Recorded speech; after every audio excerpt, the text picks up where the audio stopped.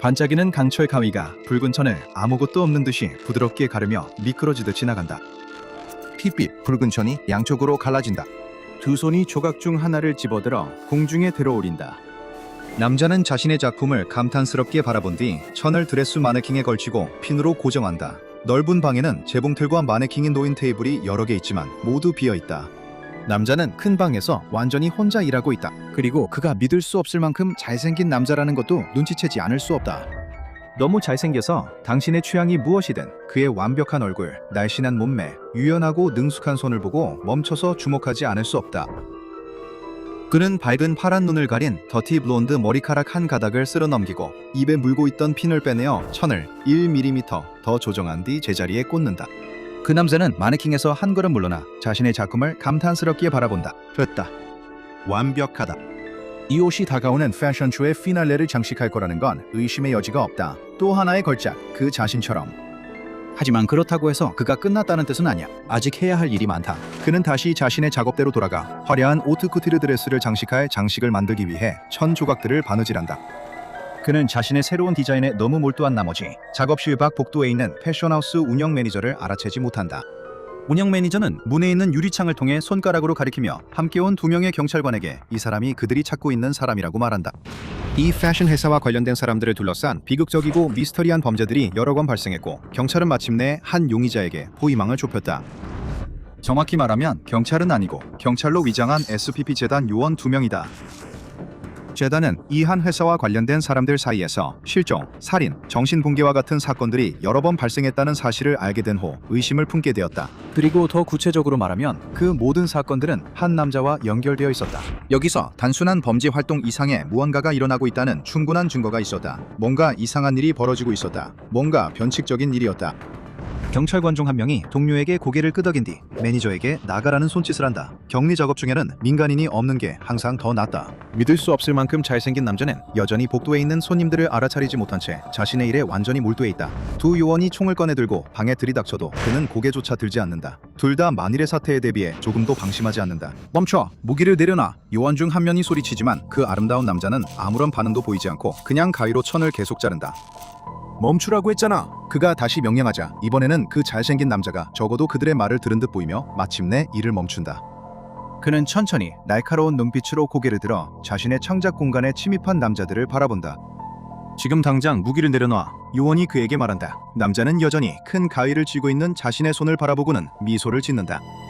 그는 가위가 앞에 펼쳐진 값비싼 천에 닿지 않도록 조심스럽게 테이블 위에 가위를 내려놓는다. 이제 손을 들어! 이번에는 아무런 반응도 없고 그 남자는 테이블 끝을 움켜쥔 채 미소를 지으며 요원들의 눈을 바라본다. 먼저 한 명, 그리고 다른 한 명을 차례로 쳐다본다. 손 들어. 그렇지 않으면 쏠 수밖에 없어. 잘생긴 남자의 얼굴에서 천천히 미소가 사라진다. 잠시 실례하겠습니다. 하지만 목소리에는 조금도 부탁하는 기색이 없다. 요원들은 어떻게 해야 할지 모르는 듯하다. 두 사람 모두 그의 태연한 태도에 당황하고 혼란스러워 보인다.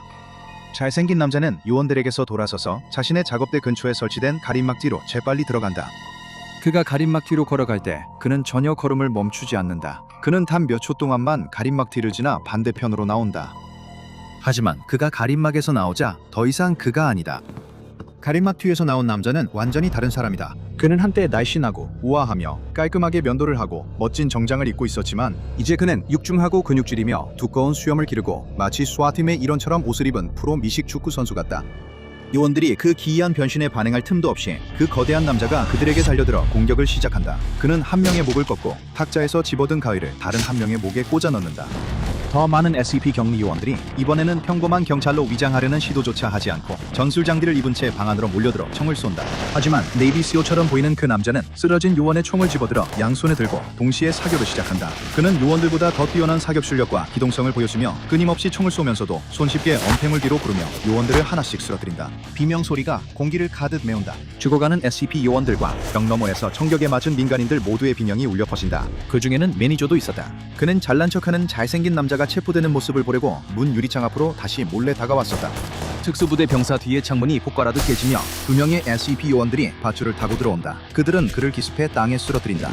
남자를 제압하기 위해 더 많은 요원들이 달려들어야 했다. 그는 야생동물처럼 몸부림치며 비명을 질렀고 그 과정에서 요원 한 명의 턱을 부러뜨리기까지 했다. 결국 그들은 그를 힘겹게 제압한 뒤 튼튼한 결박뒤로 단단히 묶는다. 모든 일이 끝났을 때 요원 17명과 민간인 10명이 목숨을 잃었지만 이 변체는 마침내 격리되었다. 격리된 장소로 옮겨진 후 이 존재는 새로운 명칭인 SCP-056으로 지정된다. 하지만 현장 직원들은 곧 새로운 별명을 붙여주는데 그저 아름다운 사람이라고 부른다. SCP-056은 SCP-재단이 알고 있는 가장 기만적이면서도 가장 위험한 이변체 중 하나이다. 이 존재는 크기, 성별, 외모가 모두 순식간에 변할 수 있으며 주변 환경에 따라 그 모습이 달라진다. 격리 상태에서 가장 자주 취하는 형태는 20대 중반으로 보이는 남성의 모습이다. 그의 정확한 외모는 약간씩 달라지지만 전통적인 사회 기준으로 볼 때 항상 믿을 수 없을 만큼 잘생겼다고 할 수 있다. 그의 옷차림도 주변 사람들과 비슷한 스타일로 바뀌지만 항상 주변 누구보다 더 고급스럽고 미적으로 뛰어난 옷을 입고 있다. 그것이 SCP-056의 선호하는 형태로 보이지만 그것만이 유일한 형태는 아니다. 젊은 남성의 모습 외에도 헐리우드 배우 스칼렛 요한슨과 매우 닮은 여성 등 여러 사람의 모습으로 변하는 것도 관찰된 바 있다. 젊은 여성 직원들 무리 옆을 지나갈 때 취한 모습이었다. 재단 시설에 배치된 가장 힘센 경비원보다 30kg이나 더 무거운 50kg 이상의 벤치프레스를 할 수 있는 남성 버디빌더의 모습도 있었다. 현장에 있는 어떤 연구원보다 IQ 점수가 30점이나 더 높은 여성 의사의 모습도 취했고 또 다른 연구원의 개와 마주쳤을 때는 크고 잘 손질된 레브라도 리트리버와 같은 비인간 형태도 취했다. 그리고 자신의 격리실에 혼자 남겨졌을 때는 극도로 보기 좋은 소파의 형태를 취했다. 이러한 형태 변화는 사람들이 대상을 주시하지 않을 때마다 발생하며 이는 새로운 사람들이 SCP-056에 노출될 때 자주 일어나는 현상인 것 같다. 그리고 그들이 집중을 잃는 순간 SCP-056은 사실상 즉각적으로 외형을 바꿀 수 있다. 변화 과정을 촬영하려는 시도는 녹화 장비 역시 같은 현상을 보이게 만들었으며 초점을 잃고 SCP-056이 한 형태에서 다른 형태로 변할 때 정확히 무슨 일이 일어나는지 볼 수 없게 된다. SCP-056의 신체 형태가 변할 때마다 의상도 함께 변하지만 지금까지 무기나 다른 도구를 나타내는 모습은 관찰되지 않았다. SCP-056의 원래 형태를 알아내기 위해 많은 노력이 이루어졌지만 지금까지 모두 실패로 끝났다. SCP-056을 비어있는 콘크리트 감방에 넣고 지속적으로 비디오 감시를 했을 때 카메라는 다른 경우와 마찬가지로 초점이 흐려졌고 이후 방안에는 꽤 놀라운 모습이 남아있는 것이 관찰되었다. SCP-056은 자신을 촬영하던 비디오 카메라와 비슷하지만 약간 더 발전되고 비싼 모델의 비디오 카메라 형태로 변해 있었다.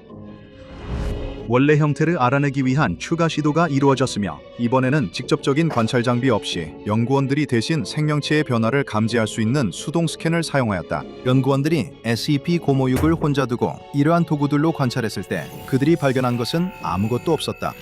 감지 가능한 체온, 심장 박동, 심지어 무게조차도 없었다. 관찰되지 않을 때 SCP-056은 단순히 존재를 멈추는 것처럼 보였다. SCP-056과 직접 접촉한 사람들은 종종 이 변칙 개체가 자신들을 열등하게 느끼게 하거나 질투심을 유발한다고 보고한다. 마치 자신이 SCP-056에 미치지 못하는 것처럼 느끼면서도 동시에 그 존재의 인정을 받고 싶어하는 것처럼 보인다. 이러한 현상은 SCP 보안 요원들에게도 나타나며 그들은 SCP-056의 명령을 따르고 싶어하는 욕구를 표현한다. 연구원들은 SCP-056과 논쟁을 시도하려 한다. 이로 인해 연구원들은 대개 SCP-056의 지능에 완전히 당했다는 느낌을 받으며 격리실을 떠나게 된다. 그리고 SCP-056의 뛰어난 의사소통 능력은 복잡한 주제나 언어 장벽에 의해 제한되지 않는 것으로 보인다. 연구 결과 SCP-056은 최소 200가지 이상의 다양한 방언에 능통한 것으로 밝혀졌으며 패션, 자동차, 이론과 스포츠 등 다양한 주제에 대해 전문가 수준의 지식을 보인 바 있다. 이 모든 주제에 대해 SCP-056은 대화 상대보다 더 깊은 지식을 보이는 경우가 대부분이다. 그리고 대화를 나눈 사람들은 자신의 능력에 대해 낙담하는 기분이 들면서도 거의 항상 SCP-056과 다시 대화하고 싶다는 욕구를 표현한다. 마치 자신이 부족하다고 느끼게 만드는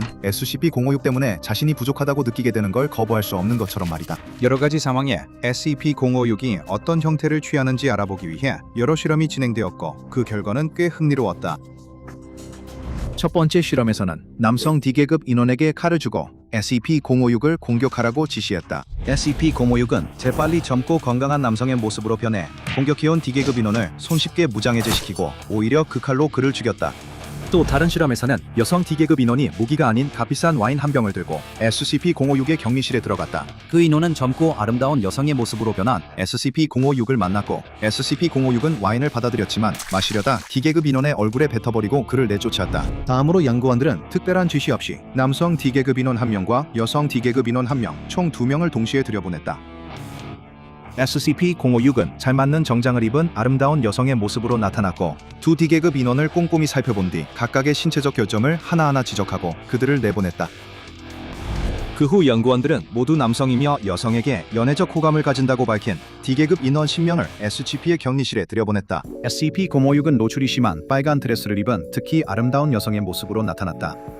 056은 그 그룹과 아무런 상호작용도 하지 않았지만 10분이 지나자 D계급 인원들은 불편해 보이기 시작했다. 곧 D계급 인원들 사이에서 격렬한 싸움이 벌어졌고 그들은 SCP-056의 인정을 받기 위해 서로를 거칠게 공격하는 듯 했다. 056은 몇 분 동안 그 난투극을 즐겁게 지켜보는 듯 하다가 끝내라고 지시했고 모두를 내보냈다. 그 후 한 직원이 SCP-056과의 실험에 자원했는데 그녀는 레벨 4 인원으로 스스로도 특히 아름답다고 여겨지는 사람이었다. 그녀는 SCP-056의 격리실에 들어갔고 그곳에서 변칙 존재는 비슷하게 아름답고 전문적으로 보이는 여성의 모습으로 변했다. 두 사람은 다양한 장점과 고급 인사 관리 기법에 대해 대화를 나누었다. 대화는 우호적으로 보였지만 90분이 지난 후 그 직원은 SCP-056에게 분노한 듯 보였고 급히 방을 나갔다. 아직 다른 SCP들과의 교차 실험은 수행되지 않았다. 다른 견칙 개체들에 대해 질문받았을 때 SCP-056은 드물게 취약한 모습을 보인다. 그들에게 증오를 표현한다. 그리고 때때로 두려움. SCP-056은 SP-재단에 격리된 동안 비교적 온순한 모습을 보여왔으며 재단 직원들 주변에서 시간을 보내는 것에 만족하는 듯 보입니다. SCP-056은 자신이 선택한 격리실을 허락받았고 또한 자신의 취향에 맞는 가구를 고를 수 있었는데 이는 대체로 값비싸고 유행을 따르는 장식들로 이루어져 있습니다. SCP-056을 경비하는 보안 요원들은 강력한 진정제를 지급받으며 SCP-056에 장기간 노출된 후 정신적 이상 증세를 보이는 모든 직원은 즉시 심리검사를 받아야 합니다. SCP-056은 자주 인터넷 접속을 요청했으며 그 이유를 묻자 SCP-056은 재단이 자신에게 충분한 사이코패스를 제공하지 못하고 있고 전 세계가 자신의 얼굴을 알기를 원한다고 대답했습니다. 말할 필요도 없이 인터넷 접속 요청은 거부되었으며 유클리드로 분류된 이 변칙 개체는 계속해서 일반 대중과 철저히 격리된 채 재단의 격리하에 있습니다. 사막은 위험한 곳입니다. 전갈들이 바위 위를 기어다니며 독이 가득한 침을 가지고 있습니다. 한 발짝만 잘못 디뎌도 뱀이 숨은 곳에 너무 가까이 다가가면 금방이라도 물듯한 위협적인 딸랑이 소리를 들을 수도 있습니다. 블랙 위도우, 거미는 앉기 좋아 보이는 통나무에 거미줄을 칩니다. 하지만 너무 늦어서야 그 위험을 알게 될 수도 있습니다. 사막지네는 밤에 땅 위를 기어다니며 집게발로 아픈 상처를 남깁니다. 그리고 밥캣, 코요테, 퓨마, 길라몬스터도 있습니다. 그리고 그곳의 지형 자체도 매우 험악해서 길을 잃으면 노출이나 탈수 혹은 둘 다로 인해 목숨을 잃을 수도 있습니다. 하지만 이곳은 또한 독특하게 아름답습니다. 황량하지만 인상적인 풍경 속에서 밤이 되면 상상할 수 없을 만큼 많은 별들이 하늘을 가득 메웁니다. 그래서 그 젊은 여성은 이 캘리포니아 사막에서 캠핑을 하기로 결심한 것입니다. 그리고 많은 사랑하는 사람들의 걱정에도 불구하고 그녀는 혼자서 그것을 하기로 결심했습니다. 처음에 그녀의 부모님은 그녀의 계획을 듣고 가지 말라고 애원했지만 그녀는 혹독한 환경에서 캠핑한 오랜 경험을 상기시키며 부모님의 걱정을 최대한 달래려 했습니다. 결국 그녀는 전 남자친구 한 명의 도움만으로 대부분의 애플라치아 트레일을 완주했습니다. 그녀는 성인이었고 부모님은 그녀가 여행을 떠나는 것을 막을 수 없었습니다. 게다가 그녀가 미지의 황야로 가는 것도 아니고 표지판과 지침이 충분히 갖춰진 캠핑장으로 가는 것입니다. 그녀는 단순히 충동적으로 이 선택을 한 것이 아니었습니다. 거대한 유성우가 있을 예정이고 사막에서 별빛을 흐리게 할 빛공해가 없는 사막에서 그 광경을 보는 것은 정말 일생에 한 번뿐인 경험이 될 것입니다. 그래서 그 등산객은 여행 당일에 출발합니다. 짐을 가득 실은 트럭을 몰고 그림 같은 사막 풍경이 펼쳐진 곳으로 향합니다. 그곳에서 그녀는 앞으로 며칠 동안 자연의 아름다움을 만끽하며 시간을 보낼 예정입니다. 근처의 바위길을 하이킹하며 그리고 유성우의 장엄함을 직접 목격할 것입니다. 트럭을 주차하고 조금 더 안쪽으로 들어간 뒤 그녀는 텐트를 칠 자리를 정합니다. 오래 걸리지 않습니다. 이렇게 오랜 시간 캠핑을 하다 보니 그녀는 확실한 루틴을 갖추게 되었습니다. 얼마 지나지 않아 그녀의 작은 보금자리 모두 준비되고 그녀는 나머지 물품들을 풀어놓습니다. 마침 해가 지기 시작할 때쯤 하늘은 선명한 주황색과 빨간색으로 물들고 그 색들은 서서히 분홍색과 연보라색으로 옅어지다가 점점 더 짙은 파란색으로 변해갑니다. 마침내 별들이 하나둘씩 나타나고 우주의 모든 것이 그녀 머리 위에 펼쳐집니다. 태양빛이 사라지자 모래는 더 이상 열을 머금지 못하고 사막의 공기가 빠르게 차가워지면서 그녀는 몸을 떨었습니다.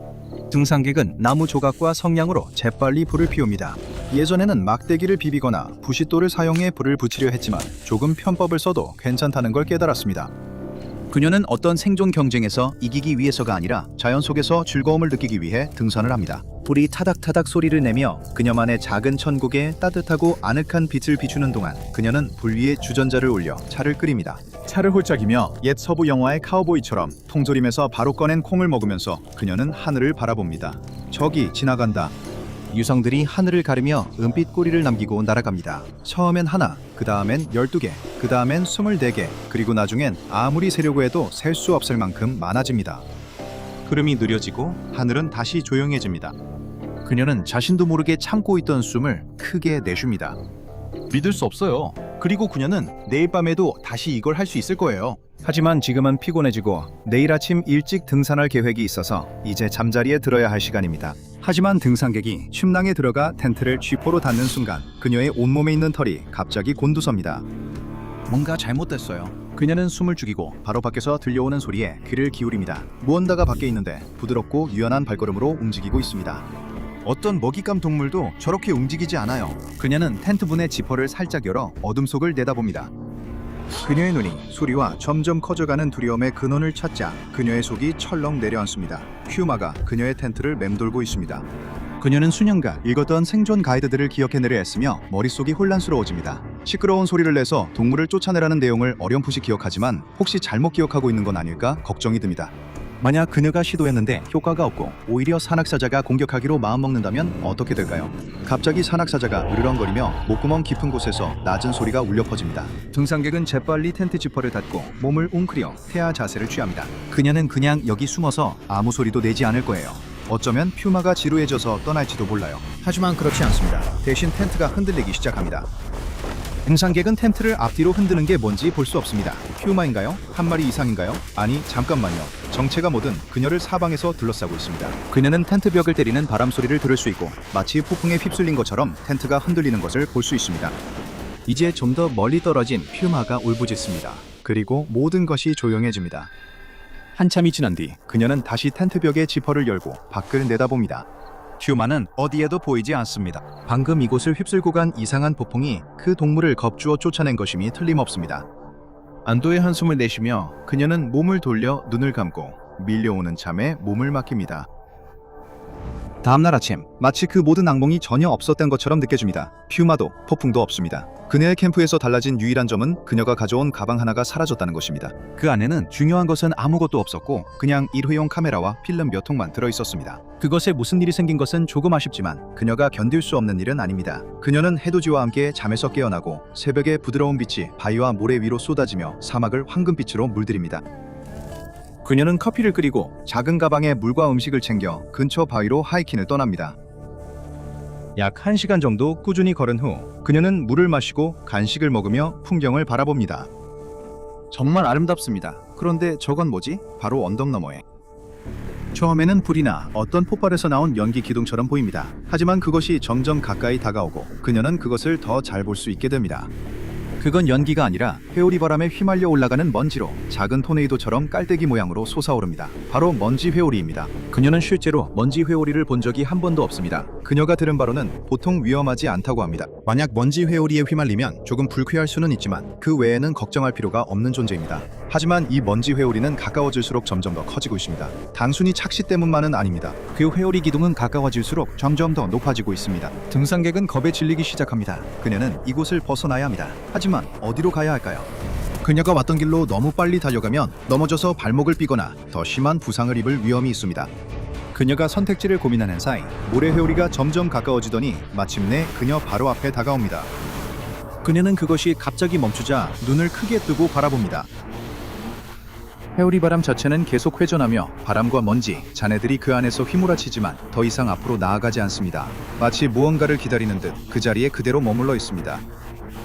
그녀는 그 생각에 거의 웃음이 나올 뻔합니다. 왜 자신이 이 회오리 바람, 이 기이한 사막 기상이 빚어낸 우연한 현상에 인간적인 성격을 부여하고 있는 걸까요? 회오리 바람이 갑자기 속도를 높이며 앞뒤로 흔들리더니 그 안에서 무언가가 튀어나와 그녀를 향해 날아옵니다. 그것이 그녀의 발치극 바닥에 떨어지자 그녀는 그것이 무엇인지 알아봅니다. 작은 카메라 가방입니다. 그녀는 손을 뻗어 그것을 집어들고 조심스럽게 열어봅니다. 역시나 카메라와 필름로들이 안에 들어있습니다. 심지어 망가지지도 않았습니다. 그녀는 믿을 수 없다는 듯이 회오리 바람을 올려다봅니다. 무언가에 이끌리듯 그녀는 말을 하게 되고 고마워요? 라고 외칩니다. 이 말에 회오리 바람이 이리저리 흔들리더니 갑자기 그녀를 향해 돌진합니다. 그녀는 충격에 입을 벌리고 비명을 지르려 하지만 아무 일도 일어나지 않습니다. 그녀는 휩쓸리거나 파편에 맞지도 않습니다. 바람은 그녀 주위에서 부드러운 산들바람으로 잦아들고 마치 신이 나서 그녀를 꼭 끌어안는 듯 잠시 머뭅니다. 그러고 나서 바람은 원래 있던 자리로 물러납니다. 바람은 그곳에 잠시 머물며 기다립니다. 잘가. 이 말에 회오리 바람은 멀어지고 그녀는 믿을 수 없다는 듯 그 자리에 서 있습니다. 등산객은 항상 사막이 이상한 곳이라는 말을 들어왔습니다. 그녀의 친구 중 한 명은 한 번은 모닥불 옆에 앉아 있을 때 한밤중에 무언가 자신의 이름을 부르는 소리를 들었다고 지금까지도 맹세하고, 또 다른 친구는 그곳에서 유령을 봤다고 주장한 적이 있습니다. 하지만 그녀는 이런 일은 한 번도 들어본 적이 없습니다. 그날 밤 늦게 그녀는 모닥불 옆에 앉아 핫도그를 굽고 계속해서 그 일을 곱씹어 봅니다. 그것의 지능적인 행동이 그녀의 상상이었든 아니었든 먼지 회오리는 정말로 그녀의 카메라를 돌려주었습니다. 그리고 그녀는 그것에 대한 실증적인 증거와 하루치의 사진도 가지고 있습니다. 그녀가 핫도그를 한 입 베어물 때 무언가가 자신을 지켜보고 있다는 느낌을 받습니다. 그녀는 고개를 들어 산사자의 눈빛이 번쩍이는 것을 봅니다. 확실하진 않지만 전날 밤에 봤던 그 산사자와 같은 녀석인 것 같은 느낌이 듭니다. 그것이 그 자리에 서서 자신을 지켜보고 있는 모습을 보자 등골이 오싹해집니다. 아름다운 동물이지만 자신을 바라보는 그 눈빛과 공기를 맞는 모습에서 분명히 자신을 먹잇감으로 정했다는 느낌이 듭니다. 그녀는 야생동물과 마주치지 않기를 바랐지만 다른 선택지가 없습니다. 그녀는 일어나 두 팔을 머리 위로 들어 올리고 포효합니다. 그러나 퓨마는 꿈쩍도 하지 않습니다. 그녀는 발을 구르며 다시 한번 포효합니다. 퓨마는 꼬리를 휘두르더니 그녀를 향해 천천히 다가오기 시작합니다. 그녀는 도망칠 수 없습니다. 도망치면 퓨마가 쫓아올 것이고 그건 절대 이길 수 있는 추격전이 아닙니다. 그녀의 심장은 콩쾅거리고 두 발은 그 자리에 얼어붙은 듯 움직이지 않습니다. 그때 바위 하나가 퓨마의 코 바로 앞을 스치며 날아갑니다. 퓨마는 놀라고 당황해서 뒤로 물러서고 그 순간 또 다른 바위가 퓨마를 향해 날아갑니다. 순식간에 바위와 자갈들이 우박처럼 퓨마를 향해 날아가며 퓨마를 때립니다. 상처를 입힐 정도는 아니지만 분명히 퓨마를 크게 놀라게 할 만큼입니다. 동물은 비명을 지르며 몸을 돌려 도망칩니다. 등산객은 바위가 날아온 방향을 힐끗 바라보고 그곳에서 먼지 회오리가 이리저리 흔들리며 자신을 지켜보고 있는 것을 봅니다. 그것이 다시 돌아왔어요. 등산객은 갑자기 어떤 깨달음이 밀려옵니다. 이 회오리 바람이 무엇이든 간에 전에 그녀를 보호했고 방금 또다시 그녀를 보호했습니다. 그녀는 카메라를 집어들고 재빨리 사진을 한 장 찍습니다. 누구에게 보여주기 위해서가 아니라 이 여행과 설명할 수 없는 친구를 기억하기 위해서입니다. 고마워. 그녀는 속삭입니다. 그녀는 전혀 모르고 있지만 이 운 좋은 등산객은 SCP-재단이 SCP-1350이라고 부르는 존재와 막 마주쳤습니다.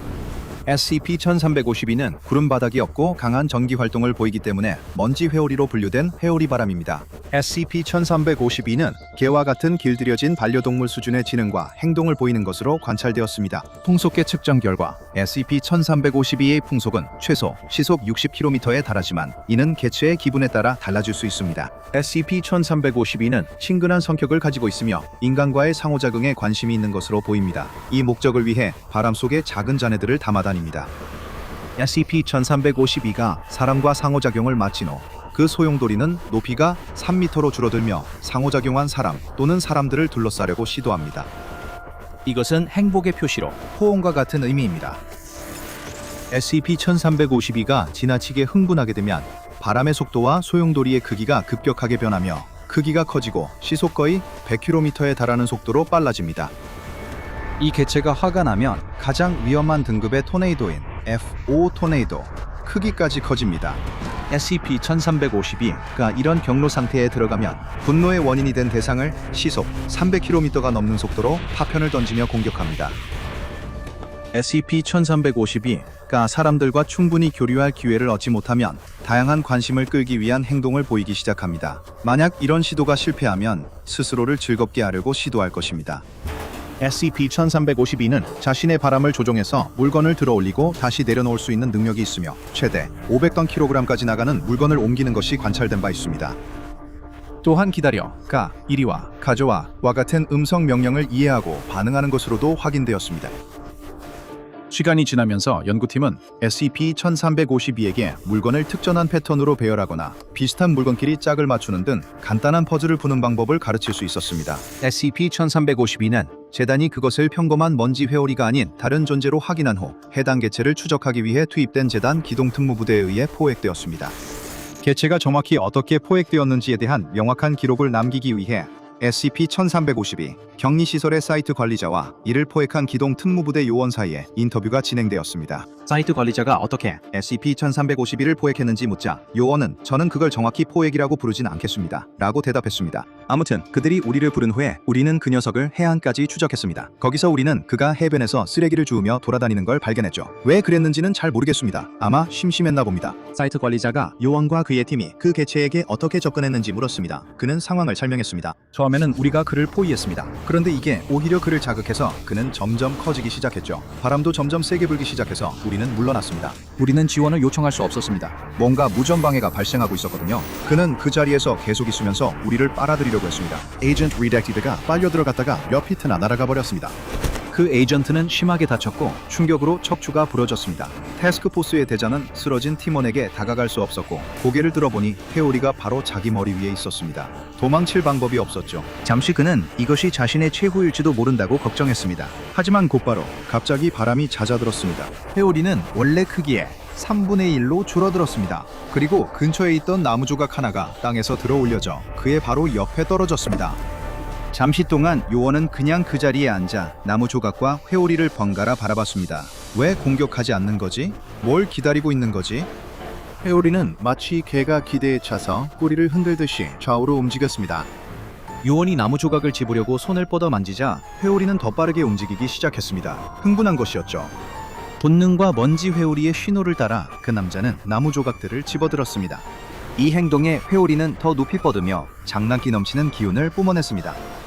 그것은 그의 어린 시절 강아지가 공놀이를 하자고 조르는 모습을 떠올리게 했습니다. 그래서 그는 팔을 뒤로 젖혔다가 해변을 따라 나무 조각을 던졌습니다. 역시나 바람의 소용돌이가 나무 조각을 쫓아가서 집어왔습니다. 요원과 그의 팀원들은 부상자에게 달려가 상처를 확인했습니다. 그들은 의료팀을 불러 도움을 요청했습니다. 그때 요원이 고개를 들었습니다. 회오리가 다시 나타났고 나무 덩어리를 다시 가져왔습니다. 회오리는 다시 한번 그에게 나무를 던지고는 기대에 찬 듯 꿈틀거리며 기다렸습니다. 대응팀 요원 중 한 명이 말했습니다. 이 회오리가 당신과 공놀이를 하고 싶어 하는 것 같네요. 처음에 그 요원은 항의했습니다. 그 존재의 폭력성에 대해 걱정했기 때문입니다. 어쨌든 방금 그의 동료의 척추에 영구적인 손상을 입혔으니까요. 하지만 다른 남자가 그 문제를 계속 밀어붙였습니다. 지금은 우리를 공격하지 않고 있고 게다가 지금은 그가 화난 것보다 차분한 게 더 낫잖아. 그건 일리가 있는 말이었습니다. 그래서 요원은 회수팀이 도착할 때까지 SCP-1352와 함께 공놀이를 했습니다. 해변에 나무 조각을 던지고 회오리가 그것을 쫓아가서 집어들고 다시 가져오기를 기다렸죠. 그가 또 뭘 할 수 있었겠습니까? 그걸 총으로 쏠 수도 없는 노릇이었죠. 바람과는 어떻게 싸우겠습니까? 새로 좋아하게 된 장난감을 이용해서 그들은 회오리를 격리용기에 유인하는 데 성공했습니다. 하지만 그 안에 혼자 남겨지는 걸 원하지 않았죠. 요원은 누군가가 그와 함께 있어야 한다고 설명했습니다. 그렇지 않으면 우울해지고 또 소란을 피울 거라고 했죠. 결국 우리는 제비뽑기를 했고 Redacted 요원이 짧은 막대를 뽑았습니다. 솔직히 말하자면 그게 제일 마음에 들었어요. 우리는 지금도 가끔 그를 찾아가고 그는 심지어 Redacted 요원에게 미안하다고 말하기도 했습니다. SCP-1352는 네바다의 외딴 계곡에 있는 우리에 보관되어 있으며 그곳에는 폭풍 대피소가 설치되어 있습니다. 그 개체는 최소 한 명의 경비원이 감독하는 조건으로 우리 안을 자유롭게 돌아다닐 수 있는 허가를 받았습니다. 우리의 크기는 5제곱킬로미터이며 지하 10m까지 박힌 경계 펜스로 둘러싸여 있습니다. 그것이 이탈하지 않도록 반드시 안전하게 고정해야 합니다.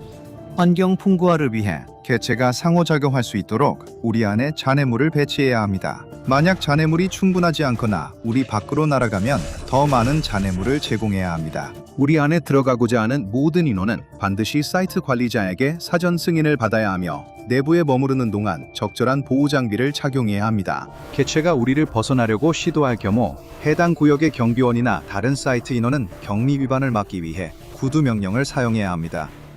SCP-1352의 파일에 있는 면담 기록을 읽으면서 저는 요원의 이야기에서 한 가지 특별한 점이 눈에 띄었습니다. 그는 토네이도가 포획 과정에서 다치게 한 남성에게 실제로 사과했다고 주장했습니다. 하지만 어떻게 그게 가능할 수 있을지 궁금했습니다. 그 존재는 입도 없고 수화를 할 손도 없으며 어떤 초능력을 가진 것 같지도 않습니다. 하지만 제가 처음 그 파일을 읽기 시작한 직후에 추가된 부록에서 그 답을 얻을 수 있었습니다. 어느 날 아침, 물론 필요한 보안 등급이 없는 사람들에게는 그 날짜가 삭제되었지만 현장 연구원들은 SCP-1352가 땅에 남긴 큰 잔의 형상을 발견했습니다. 그 잔해는 지상에서는 볼 수 없을 만큼 컸지만 무인 항공기를 사용해 연구원들은 그것을 분명히 볼 수 있었습니다. 그 잔해는 바위, 나뭇잎, 나무 조각들로 이루어져 있었고 안녕이라는 단어를 형성하고 있었습니다. 물론 철자가 틀려서 L이 하나 빠져 있었지만 그래도 고속에 지각 있는 바람 소용거리가 이런 일을 해냈다는 건 꽤 인상적입니다. 이 일이 있은 후 사이트 관리자는 앞으로의 소통 관련 실험을 승인했습니다. 그 실험들에 대해 읽게 될 날을 매우 기대하고 있습니다. 그것에 가죽 같은 날개가 펼쳐졌고 오랜 세월 전에 사라진 문화들의 신비한 상징들이 문신처럼 새겨져 있었습니다. 그것에 발톱 달린 발이 리노륨 바닥을 디딜 때마다 한 걸음 한 걸음마다 유황 냄새가 나는 검은 그을음 자국이 남았습니다. 생물의 불타는 엄니에서 김이 나는 침이 뚝뚝 떨어지고 그 엄니는 빛나는 핏빛 눈 아래 동심원 모양으로 자리 잡고 있습니다. 그 끔찍한 시선은 이미 먹잇감, 즉 사냥감을 포착했고 원하는 것을 얻기 전까지는 그 무엇도 그것을 막을 수 없습니다. 공정무역, 유기농 바나나 25% 할인. 아니면 훔치세요. 대학생은 또 한 번의 방탕한 밤을 보낸 후 엉망이 된 기숙사에서 깨어납니다. 머리가 어지럽고 혀는 사포처럼 거칠게 느껴집니다. 방 안에는 빈 캔, 일회용 컵, 병들이 여기저기 흩어져 있고 그의 룸메이트는 아직도 곁에서 골아떨어져 있습니다. 누군가가 검은 매직으로 장난스럽게 얼굴에 낙서를 해놓았죠. 하지만 대학생은 전날 밤에 대해 생각하지 않습니다. 어차피 아무것도 기억나지 않으니까요. 그는 꼬르륵거리는 배에 대해 생각하고 있습니다. 그는 뭔가 먹고 마셔야 합니다. 그렇지 않으면 하루 종일 끔찍한 기분을 느낄 테니까요. 그는 자신에게 무엇이 필요한지 정확히 알고 있습니다. 베이컨 오믈렛과 큼직하고 차가운 오렌지 주스 한 잔, 챔피언의 아침 식사죠. 문제가 하나 있습니다. 대학생이 공동 냉장고를 확인했을 때 오렌지 주스도 없고 달걀도 없다는 걸 알게 됩니다. 그때 갑자기 기억들이 밀려옵니다. 시원하고 상쾌한 바닷바람이라기보다는 물고문을 당하는 것 같은 느낌이죠. 전날 밤 그는 멍청한 친구들과 함께 그 맛있고 생명을 구해주는 오렌지 주스를 스크루드라이버 칵테일로 다 마셔버렸고 취한 상태에서 달걀도 서로에게 던져버렸던 겁니다. 이런, 그는 생각합니다. 정말 창피하군. 정말 정신 차려야겠어. 하지만 인생을 완전히 바꾸기 전에 그는 아직 아침 식사 문제를 해결해야 합니다. 베이컨 오믈렛에 오렌지 주스 한 잔 아니면 안 돼? 그는 가벼운 자켓을 걸치고 신발을 신은 다음 룸메이트가 혹시 몰라 옆으로 누워있는지 확인하고 마을로 나갑니다. 그곳에서 그는 꿈꾸던 아침 식사를 현실로 만들어줄 방법을 찾게 될 거예요. 오믈렛을 찾아 떠나는 여정에서 그 대학생은 동네의 몇몇 부티크 카페를 지나칩니다. 아마도 그곳에는 그가 필요한 것이 있을 거예요. 하지만 학생 형편에, 특히 전날 밤 파티에 쓴 돈을 생각하면 그는 재료를 사서 직접 아침을 만들어 먹는 것이 더 경제적이라고 생각합니다. 어쨌든 그의 부모님은 항상 대학이란 실생활 기술을 쌓는 곳이라고 말해왔으니까요. 하지만 그때 두 번째 문제가 생깁니다. 무슨 이유에서인지 그가 지나치는 모든 식료품점이나 슈퍼마켓이 문을 닫은 것 같습니다. 도대체 왜 이러는 걸까요? 혹시 무슨 국가 공휴일이라도 있어서 그가 깜빡한 걸까요? 숙취로 머리가 깨질 듯 아픈 가운데 마치 누군가 그의 뇌 속에 작은 건설 노동자와 공합대리를 설치한 것처럼 느껴집니다. 이 모든 상황의 절망감이 서서히 그에게 밀려오기 시작합니다. 그는 단지 토요일 밤에 재미있게 놀고 싶었다는 이유만으로 자신이 만든 오물베렛 없는 지옥에 갇히게 된 걸까요? 인생은 때때로 정말 잔인할 수 있습니다. 하지만 대학생이 가장 힘든 순간에 한 줄기 희망이 나타납니다. 그는 무심코 익숙한 길을 벗어나 마을 가장자리까지 생각보다 훨씬 멀리 와버렸습니다. 그리고 그곳에서 그는 자신의 구원이 될지도 모를 무언가를 발견합니다. 하지만 더 나아가기 전에 여러분께 질문이 하나 있습니다. 여러분은 뭔가 잘못된 느낌이 드시나요? 무언가가 여러분의 행복을 방해하거나 목표를 이루는 것을 막고 있지는 않나요? 우울증이나 불안증 같은 임상적인 정신건강 문제가 있든 아니면 이 세상에 사는 평범한 사람이지만 힘든 시기를 겪고 있든 상관없이 치료는 여러분이 삶을 전혀 다른 방식으로 대할 수 있는 도구를 줄 수 있습니다. 그래서 오늘의 스폰서인 베터헬프에 대해 여러분께 소개하게 되어 정말 기쁩니다. 베터헬프의 사명은 치료를 더 저렴하고 더 쉽게 이용할 수 있게 하는 것입니다. 그리고 이것은 매우 중요한 사명입니다. 왜냐하면 치료사를 찾는 것이 정말 어려울 수 있기 때문입니다. 특히 여러분이 거주하는 지역의 선택지에만 제한될 때는 더욱 그렇습니다. 베터헬프는 온라인 플랫폼이기 때문에 치료사를 찾는 과정을 더 쉽게 만들어줍니다. 원격으로 진행되며 몇 가지 질문에 답하기만 하면 베터헬프가 며칠 만에 전문 치료사와 매칭해줄 수 있습니다. 가입하고 치료사와 매칭되는 과정이 쉽습니다. 제 설명란에 링크가 있습니다. betterhelp.com/drbob에서 확인하실 수 있습니다. 해당 링크를 클릭하시면 이 채널을 지원하는 데 도움이 되고 베터헬프 첫 달 이용료에 10% 할인도 받으실 수 있습니다. 치료사와 연결되어 도움이 되는지 직접 경험해 보실 수 있습니다. 그리고 치료사를 찾는 것이 데이트와 비슷하기 때문에 만약 그 치료사와 잘 맞지 않는다고 느끼신다면 이는 치료에서 흔한 일인데요. 추가 비용 없이 쉽게 다른 치료사로 변경하실 수 있습니다. 보험 적용 범위나 이용 가능한 상담사 같은 문제에 대해 걱정하실 필요도 없습니다. 그래서 힘드신 분들은 베터헬프와 함께 온라인 치료를 고려해 보세요. 설명란에 링크를 클릭하시거나 betterhelp.com/drbob을 방문하시면 됩니다. 이 채널을 지원해 주신 베터헬프에도 다시 한번 감사드립니다. 이제 다시 우리의 숙취에 시달리는 대학생 이야기로 돌아가 보겠습니다. 그곳은 마치 진짜 슈퍼마켓처럼 보였고 입구 위에는 바빌론스라는 간판이 걸려 있었습니다. 새롭게 힘이 솟은 대학생은 곧장 그곳으로 달려갑니다. 그는 이미 든든한 오믈렛과 비타민C의 맛을 상상하고 있습니다. 안으로 들어서자마자 대학생은 지체 없이 달걀과 오렌지 주스를 찾기 시작합니다. 가게는 겉보기엔 특별히 이상한 점이 없어 보였지만 그는 그곳에서 일하는 사람 중 한 명과 마주치고 나서야 뭔가 이상함을 느낍니다. 보통 그는 자기 또래나 심지어 더 어린 사람들이 가게 점원으로 일하는 모습을 자주 봐왔습니다. 그가 바라보고 있는 남자는 분명히 40대 중반쯤 되어 보였고 다소 촌스러운 유니폼을 입고 있음에도 불구하고 대학생이 지금까지 본 사람들 중 가장 위압적인 인물이었습니다. 그의 크고 근육질인 팔은 연한 하늘색 유니폼 셔츠 밖으로 불쑥 튀어나와 있었고 위협적으로 보이는 조폭 문신으로 뒤덮여 있었습니다. 그 남자의 머리는 완전히 삭발되어 있었고 한쪽 눈 아래에는 긴 흉터가 다른 쪽 눈 아래에는 여러 개의 눈물 문신이 새겨져 있었습니다. 대학생은 속으로 세상에 여기서 사형수까지 고용하기 시작한 건가? 라는 생각을 하지 않을 수 없었습니다. 이상하게도 이 엄청나게 무서운 남자는 오히려 대학생을 여기서 보게 되어 더 긴장한 듯 보였습니다. 마치 가게에 손님이 오는 상황이 직원 교육 매뉴얼에 전혀 포함되어 있지 않았던 것처럼 말이죠. 대학생은 정중하게 자신은 도움이 필요 없다고 말합니다. 그는 그냥 달걀과 오렌지 주스 한 팩을 사러 왔을 뿐이라고 합니다. 가게 안으로 더 들어가면서 대학생은 그 이상한 남자가 예외적인 존재가 아니라는 사실을 깨닫지 않을 수 없었습니다. 그가 가게 직원들을 볼 때마다 그들은 모두 문신으로 뒤덮인 크고 근육질의 남자들이었고 샌퀸틴 교도소에서 25년에서 종신형을 살아야 할 것처럼 보였습니다. 그는 혹시 이 가게가 전과자를 고용해서 세금 감면을 받고 있는 건 아닌지 생각하던 중 앞쪽 통로의 냉장 코너에서 뭔가 이상한 것을 발견합니다. 그것은 안개였지만 세상에서 흔히 볼 수 있는 퍼진 안개가 아니라 마치 단단한 기둥처럼 뭉쳐있는 안개였습니다. 자칫 잘못 봤다면 그 안개 기둥이 이상하게도 사람 형태를 닮았다고 생각했을지도 모릅니다.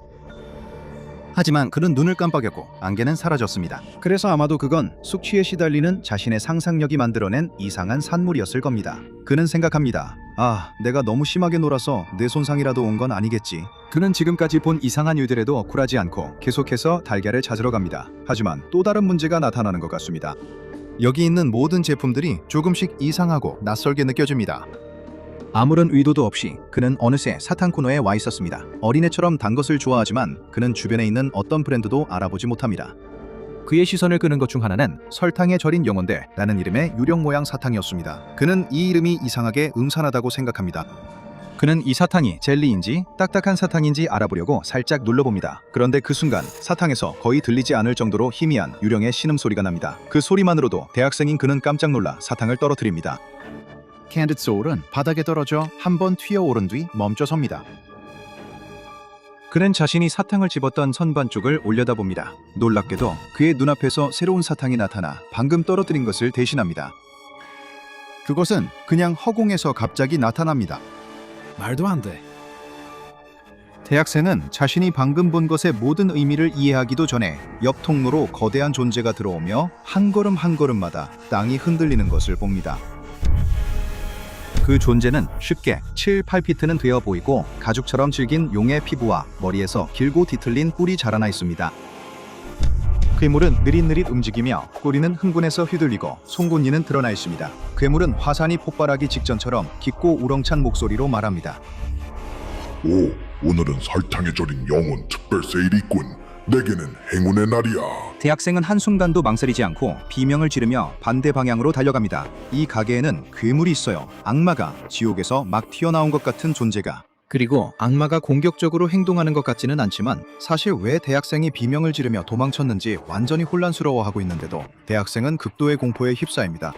오렌지 주스도 오믈렛도 다 필요 없어. 그는 아침 식사가 되기 전에 여기서 나가야 합니다. 두려움에 사로잡혀 그는 논리적으로 생각하지 못합니다. 그는 자신을 쫓고 있지도 않은 존재들에게 잡히지 않으려고 가게 안을 이리저리 뛰어다니며 말도 안 되는 공포에 휩싸여 있습니다. 이상하게도 그는 겨눈질로 직원들이 전혀 당황하지 않는다는 것을 알아챕니다. 그들은 가게 안의 괴상한 생명실을 완전히 정상적인 그냥 평범한 손님처럼 대하고 있습니다. 이곳은 분명히 완전히 미쳐 있습니다. 출구로 가던 중 대학생은 정문 창가에 얼어붙은 채 주차장에서 벌어지고 있는 광란의 광경을 멍하니 바라봅니다. 아스팔트 위로 여러 대의 차가 멈춰서고 차 문이 열리자 악몽 같은 불가능한 존재들이 쏟아져 나옵니다. 끈적거리는 곤충형 괴물들이 끔찍할 정도로 많은 다리를 달고 있습니다. 가시로 뒤덮인 길고 뱀처럼 또아리를 튼 존재들, 피빛 점액으로만 이루어진 괴물들, 온몸이 눈으로 뒤덮인 날개 달린 공포의 존재들, 말로 다 표현할 수 없는 수많은 것들. 대학생의 정신은 자신이 보고 있는 것을 거의 이해하지 못한다. 그의 앞에는 지옥이 모여들고 있지만 대학생은 천국이 점점 더 가까이 다가오고 있다는 사실을 전혀 모른다. 그는 지금껏 한 번도 느껴본 적 없는 이상한 따스함이 등에 퍼지는 것을 느낀다. 그의 영혼 깊숙이 직접 말을 거는 듯한 목소리가 이렇게 말한다. 신뢰합니다. 대학생이 자신의 뒤에 서 있는 그 존재를 보자 그의 눈에는 순수한 경외심으로 눈물이 고이기 시작한다. 그것은 가장 오래된 경전에서 찢겨나온 존재로 뇌로는 거의 이해할 수 없는 존재다. 회전하는 황금고리들이 여러 색의 눈으로 뒤덮여 있고 불꽃에 휩싸여 있으며 여러 개의 떠있는 왕관이 그 위를 장식하고 있다. 그 뒤에는 손대지 않은 눈처럼 순수하고 하얀 6개의 날개가 장엄하게 퍼덕이고 있다. 그것을 눈앞에서 본 순간 대학생의 머릿속에서는 계란이나 오렌지 주스에 대한 생각이 완전히 사라졌다. 두려워하지 마라. 천사 같은 존재가 말했다. 혹시 여기서 화장지를 어디서 구할 수 있는지 아시는지 궁금해서요. 대학생은 그 있을 수 없는 존재에게 화장지가 어디 있는지 알려주고 싶지 않다. 그는 그저 이 가게에서 나가고 싶을 뿐이다. 그는 그저 살아남고 싶다. 만약 그가 여기서 살아나간다면 그는 다시는 파티를 하지 않겠다고 맹세한다. 잠시 맑은 정신이 돌아온 순간 그는 출구를 보고 그쪽으로 달려간다. 이것이 아침까지 살아남을 유일한 기회일지도 모른다는 걸 알기 때문이다. 그는 달리면서 눈에 남아있는 천상의 광채를 지우려 애쓴다. 그의 발이 밖에 새까만 아스팔트에 닿는 순간 그는 주차장이 악마와 천상 존재들로 가득 차 있더라도 자신에게 기회가 있다는 걸 안다. 하지만 그는 검은 전술 차량 여러 대가 끼익 소리를 내며 주차장에 들어오고 정장에 선글라스를 쓴 남자들이 차량에서 쏟아져 나오는 광경을 예상하지 못했다. 그들은 도와주러 온 것처럼 보이지 않는다. 오히려 그를 잡으러 온 것처럼 보인다. 대학생은 필사적으로 자신을 변명하려 애쓴다. 잠깐만요, 제발요. 저는 그냥 달걀이랑 오렌지 주스가 필요했을 뿐이에요. 하지만 그의 항의는 남자 중 한 명이 그를 헤드록으로 잡고 얼굴에 클로로포름이 묻은 천을 덮어 씌우면서 끊긴다. 어둠이 내려앉는다. 대학생이 깨어나자 그는 다시 자신의 기숙사방에 있다. 주변에는 똑같은 쓰레기와 낙서가 그려진 채 자고 있는 룸메이트가 있다. 그는 이전에 일어났던 일들에 대한 기억이 전혀 없다.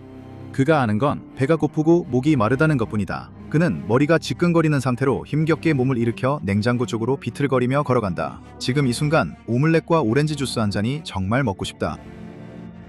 운 좋게도 냉장고를 열자 계란 한 판과 오렌지 주스 한 통이 그를 기다리고 있다. 왜 과육이 들어간 오렌지 주스를 샀는지는 잘 모르겠다. 이건 좀처럼 평범한 쇼핑 경험이라고 할 수 없다. 당신이 SCP-2854에서 쇼핑하고 있다면 모를까? 또 다른 이름으로는 Little Shop Mart of Horus라고도 불린다. 하지만 고객들에게는 바빌론수로 가장 잘 알려져 있다. 일반인의 눈에는 이곳이 재단 격리기지 118에서 3km 떨어진 곳에 위치한 버려진 슈퍼마켓처럼 보인다. 하지만 적절한 권한을 가진 사람들에게는 이곳이 기이한 변칙 현상들의 집합체로 알려져 있다. 이 변칙 슈퍼마켓의 영업시간 동안에는 주차장에 자동차들이 나타나 SCP-2854-1로 알려진 개체들을 데려다준다. 이 개체들은 다양한 형태로 나타날 수 있으며 그중 일부는 아직 완전한 문서화가 이루어지지 않았다. 하지만 여기 주요하게 문서화된 형태들이 있다. 첫 번째로 비물질 형태이다. 그중 하나는 드러난 눈이 있고 긴 비물질 사슬로 감싸여 있는 형태이다. 다른 것들은 얼굴의 특징이 뚜렷하지 않은 안개 같은 존재들이다. 우주적인 존재들은 훨씬 더 위협적으로 보인다.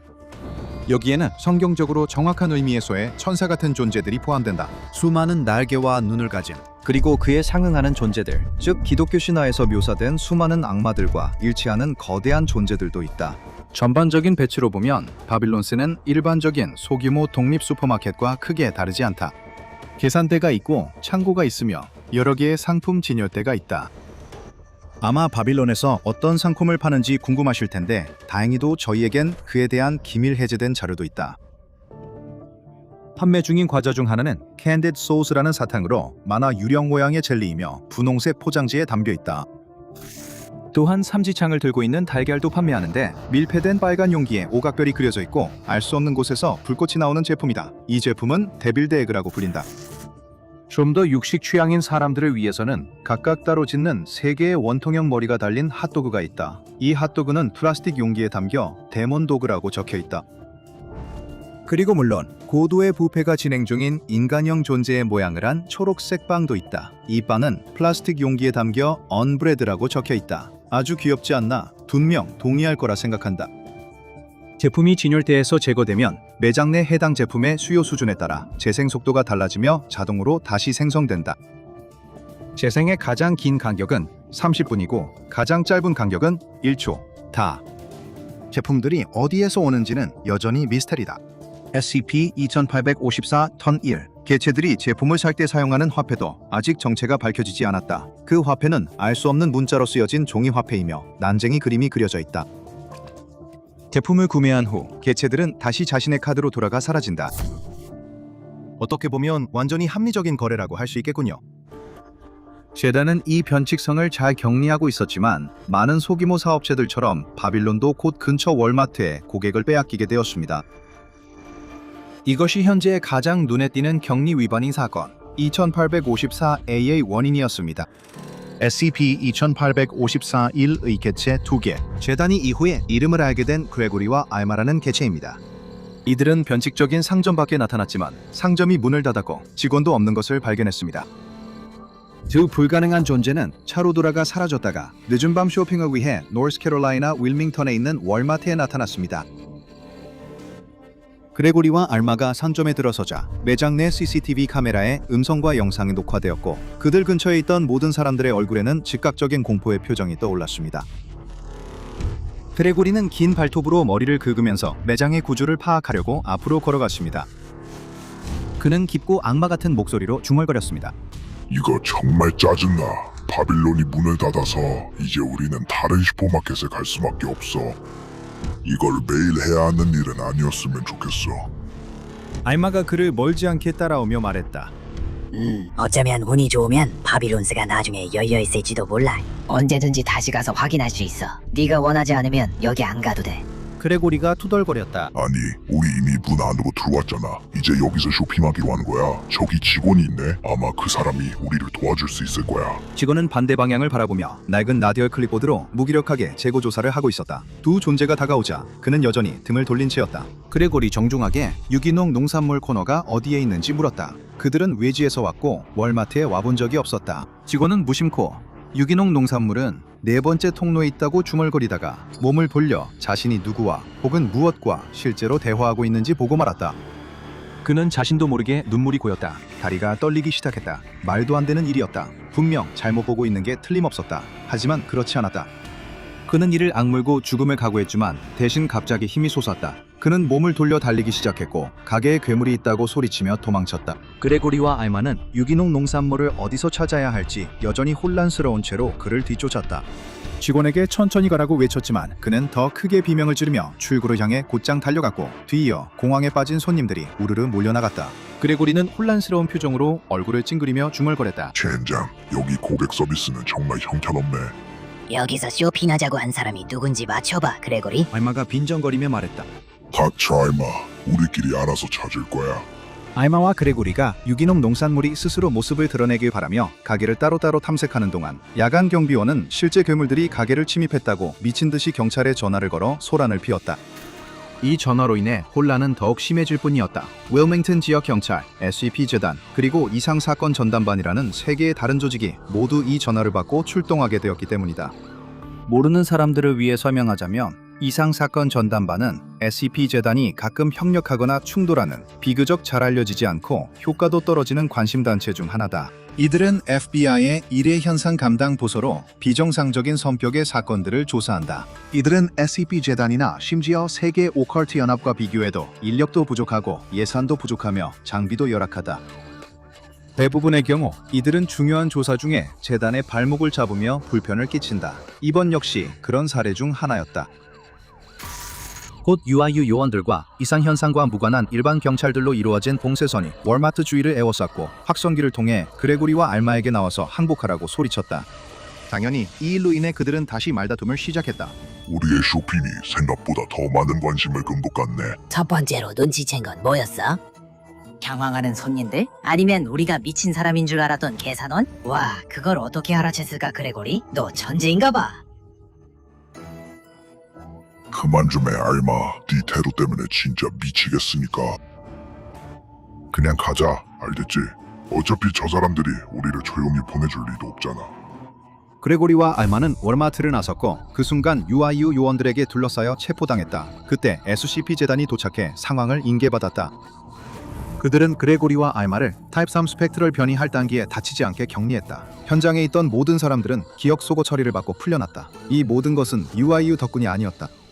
사건 2854A가 기록된 이후 재단은 SCP-2854를 유클리드로 분류하고 그에 따라 격리 절차를 수정했다. 재단은 겉보기에는 버려진 그 상점이 위치한 땅을 매입하고 주변에 200톤 높이의 철망 울타리를 설치했다. 상점은 교대로 근무하는 기계급 인원들과 위장한 재단 요원들에 의해 운영되며 이들은 SCP-2854 일개체들을 더 잘 지원할 수 있도록 상점 내 상품 배치에 대해 항상 최신 정보를 숙지해야 한다. 만족한 고객들은 결국 다른 곳에서 쇼핑할 가능성이 적기 때문이다. 파견된 인원들은 SCP-2854로부터 반경 5마일 이내에 있는 SCP-2854 1개체들을 격리하는 데 적극적으로 참여한다. 전근을 요청하는 사람에게는 다음 임무로 기억을 가져가지 않도록 무료로 A급 기억 소거제 투여를 받게 된다. 소매업에 종사하는 대부분의 사람들이 자신들의 고용주도 비슷한 절차를 갖추길 바랄 거라고 상상해봅니다. 김투바 이동함한다. 레드하우스를 향해 무기를 준비한 채 이동합니다. 그들의 통신기에서는 머리 위 드론에서 전달되는 정보가 잡음과 함께 들려옵니다. 안에 열 신호 하나 있습니다. 목표가 확실히 집에 있습니다. 분대장은 병사들에게 신호를 보내 팀의 측면을 엄호하라고 지시합니다. 그의 부하 2명이 즉시 이해하고 소총을 들어올립니다. 나머지 이 팀 대원들은 문을 돌파하라는 명령을 기다리며 대응을 갖춥니다. 하지만 그가 말을 꺼내기도 전에 대원 중 한 명인 TE가 문 손잡이가 움직이는 것을 알아챕니다. 그는 다른 대원들에게 알리며 소리칩니다. 대형이 더욱 촘촘해집니다. 문 뒤에서 목표물이 나타나자 소총을 쥔 손에 힘이 더욱 들어갑니다. 분대장은 마음을 가다듬습니다. 그는 목표물이 평범한 여성처럼 보인다는 것을 알고 있습니다. 적어도 예전에는 그랬다는 것을. 헬멧에 부착된 고글을 통해 재생되는 실시간 영상은 진실을 보여주었습니다. 거대한 붉은 얼룩이 그녀의 얼굴 대부분을 뒤덮고 목과 팔을 따라 손가락까지 이어집니다. 그 손가락은 주방용 칼을 움켜쥐고 있습니다. 타깃은 상냥하게, 심지어 순진하게까지 문 앞에 선 무장한 남자들을 환영하며 안으로 들어오라고 초대합니다. 군대장은 그녀에게 땅에 엎드리라고 무기를 내려놓으라고 소리칩니다.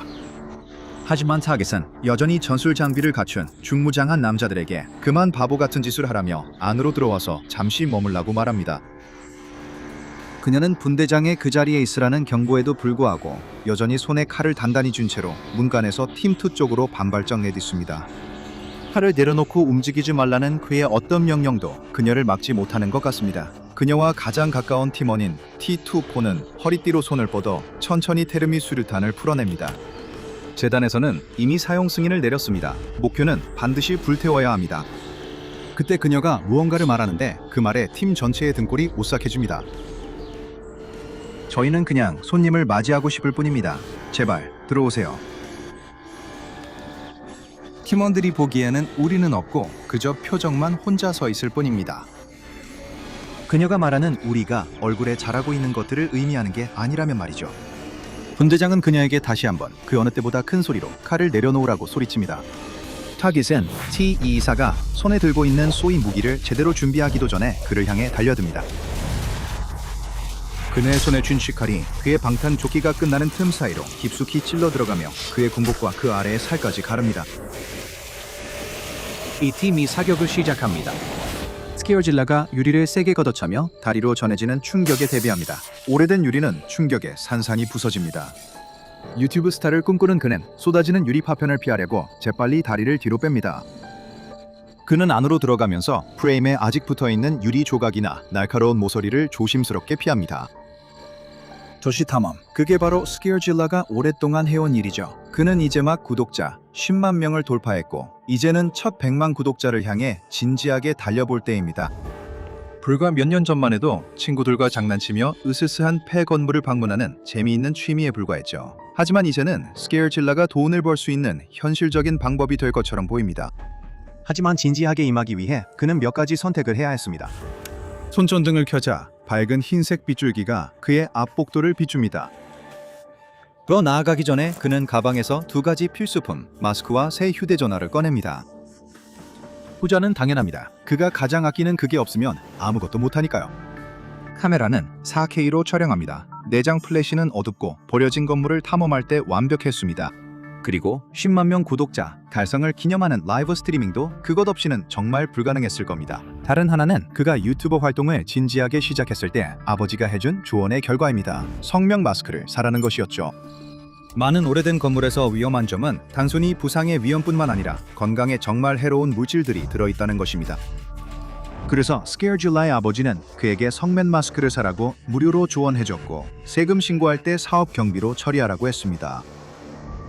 마스크를 쓰고 끈을 조인 후 스케어질라는 스트림을 준비하고 침실에서 편하게 시청하는 사람들에게 인트로를 시작합니다. 라펠 마이크가 그의 셔츠에 클립으로 고정되어 있어서 마스크 때문에 목소리가 너무 뭉개지지 않게 더 잘 들리게 해줍니다. 그는 구독자들에게 또 다른 멋진 스트림에 오신 것을 환영한다고 인사합니다. 몇몇 응원의 댓글들이 스케어질라를 응원하며 방송할 기운을 더 북돋웁니다. 무언가가 움직입니다. 살아있는 무언가의 소리가 텅 빈 복도를 따라 울려 퍼집니다. 스케어질라는 깜짝 놀라며 스트림을 보는 사람들도 알 수 있을 만큼 놀라지만 곧 그 소리를 대수롭지 않게 넘깁니다. 아마 쥐였을 거예요. 스케어질라가 복도를 따라 걸어가기 시작하자 몇 명의 시청자가 더 스트림에 들어옵니다. 그는 휴대폰을 앞세워 방안을 들여다보며 녹슬고 썩기 시작한 텅 빈 병원에 불빛을 비춥니다. 병원은 처음 버려졌을 때와 똑같이 보입니다. 마치 모두가 어느 날 갑자기 걸어나가 사라진 것처럼요. 일부는 거의 수치될 정도로 그을려 있습니다. 스케어질라는 이 지역에 산불이 나서 작은 마을 대부분이 사라졌다는 기사를 읽었던 것이 기억납니다. 이런 곳을 돌아다니다 보면 스케어질라는 자신이 얼마나 고립되어 있는지 무시하기가 어렵습니다. 옛날에는 그와 그의 친구들이 함께 이런 곳을 탐험하며 유령 이야기를 들었던 으스스한 건물들을 찾아다니곤 했습니다. 그들은 보통 야구 방망이와 스프레이 페인트를 가져와 이미 훼손투성이인 그곳을 더 엉망으로 만들곤 했습니다. 하지만 이제 그는 그들 모두를 떠나보냈습니다. 스케어질라는 그의 브랜드였고 성장하는 커리어였으며 그 누구도 자신을 방해하게 둘 수 없었습니다. 친구들조차도요. 그래도 그는 완전히 혼자인 것은 아니었습니다. 채팅가뿐이었죠. 지금 댓글이 쏟아지고 있습니다. 몇몇 시청자들은 스트림에서 소리를 재생할 수 있도록 기부를 하기도 합니다.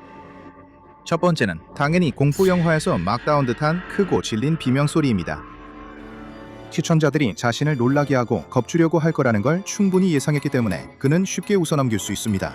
그리고 스케어질라 입장에서는 그들이 시도하는 것도 환영이죠. 기부금 하나하나가 여전히 그의 주머니에 들어오는 현금이니까요. 그는 빈 병상들이 늘어선 병동을 가로질러 걸으며 휴대폰 카메라를 그 위로 비춥니다. 그리고 그 침대들 중 몇몇에서는 분명히 환자들이 죽었을 거라는 댓글을 무시하려 했습니다.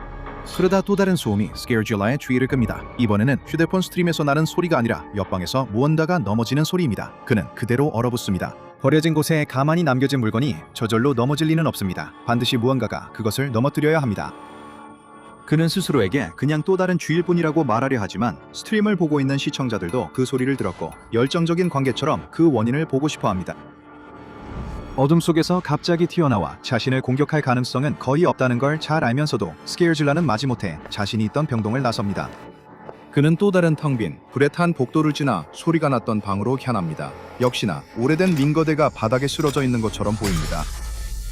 휴대폰의 작은 흰색 LED 불빛으로 방 주변을 비추어 살피며 스케어질라는 무엇이 그것을 쓰러뜨렸는지 확인하려고 합니다. 어두운 형체가 병원 침대 밑에서 튀어나옵니다. 스케어질라는 그것이 자신의 발 위를 스치고 지나가는 것을 느끼고 비명을 지르며 휴대폰을 화면이 아래로 향하게 떨어뜨립니다. 카메라는 천장을 비춥니다. 플래시에서 나온 빛이 방을 빠져나가는 거대하고 살찐 쥐를 비춥니다. 스케어질라는 안도의 한숨을 내쉬고 곧 댓글러들에게 조롱당할 것을 각오합니다. 그는 휴대폰을 집어들어 뒤집으며 방금 본 것은 평소보다 큰 설치류였다고 말합니다. 그는 자신이 지른 비명을 조롱하는 메시지들이 있을 거라고 예상합니다. 하지만 대신 댓글들은 모두 다른 이야기를 하고 있었고 스케어질라에게 무슨 일이 있었는지에는 거의 관심이 없어 보입니다. 채팅창은 천장에 대한 댓글들로 활기를 띠고 있습니다. 이상한 검은 원더, Urbex fan 420님이 저게 다 뭐야? 라고 했고 Spooky Watcher 237님이 징그러워 저거 곰팡이야? 라고 했어요. Here in my garage 님이 답글을 남겼어요. 아니야 그건 그냥 건물이 불에 탄 자국이야. At the Griever 68님이 답글을 남겼어요. 야 저 천장 뭔가 이상한데? 저 검은 동그라미들은 다 뭐야? 스케어질라가 목을 길게 빼서 천장을 바라봅니다. 방금 전까지 휴대폰 카메라가 가리키고 있던 곳이죠. 거기엔 아무것도 없습니다. 조금 낡긴 했지만 버려진 건물치고는 별로 이상할 것도 없어요. 그리고 그의 시청자들이 말하던 검은 원 같은 흔적도 전혀 보이지 않습니다. 상황을 파악했다고 생각한 어반 익스플로러는 한숨을 쉬며 장난스럽게 채팅창을 꾸짖습니다. 자신을 속이려 했다고 말이죠. 그리고 채팅창에서 계속 뒤를 돌아보라거나 천장을 보라는 끈질긴 댓글들은 무시합니다. 유저 알라나가 말합니다. 젤라 진짜야 저기 위에 뭔가 있어. 너 위험해. 대수롭지 않게 넘기며 스케어질라는 이제 빈 병원을 떠난다고 말합니다. 갑자기 몸이 추워졌고 집에 가서 온도를 올리고 싶다는 강한 충동을 느낍니다. 하지만 그는 시청자들에게 스트림이 곧 끝나는 건 아니라고 안심시킵니다. 실제로 그는 버려진 건물을 나서서 차에 타고 집에 도착할 때까지 내내 방송을 계속합니다. 평소라면 절대 자신의 집 주소를 공개하지 않았겠지만 무슨 이유에서인지 스케어질라는 가능한 한 많은 사람을 최대한 빨리 만나고 싶어 합니다.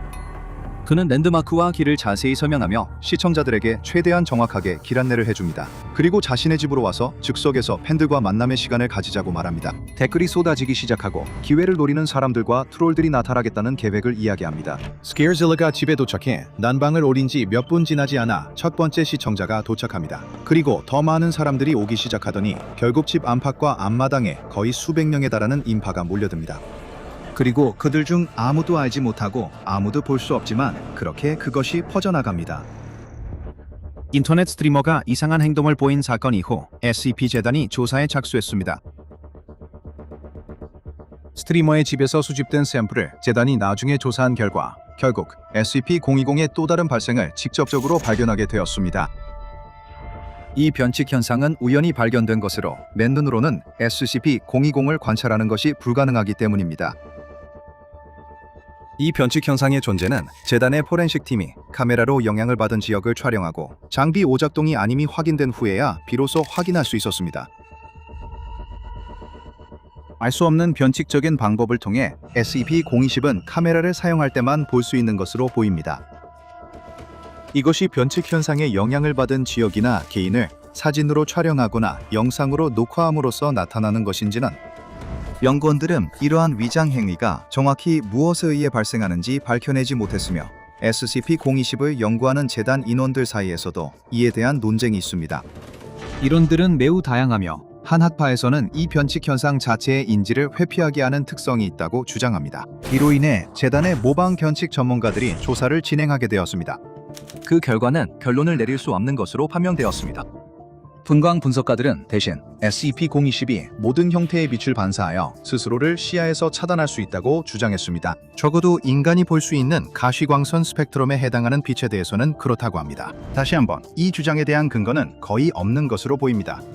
하지만 이 생각은 적어도 SCP-020에 대해 제기된 다른 터무니없는 주장들보다는 더 그럴듯해 보입니다. 한 연구원은 이 변칙 현상이 실제로는 3차원 공간이 없는 완전히 평면적인 대체 우주에서 온 일련의 존재들이라고 주장하기도 했습니다.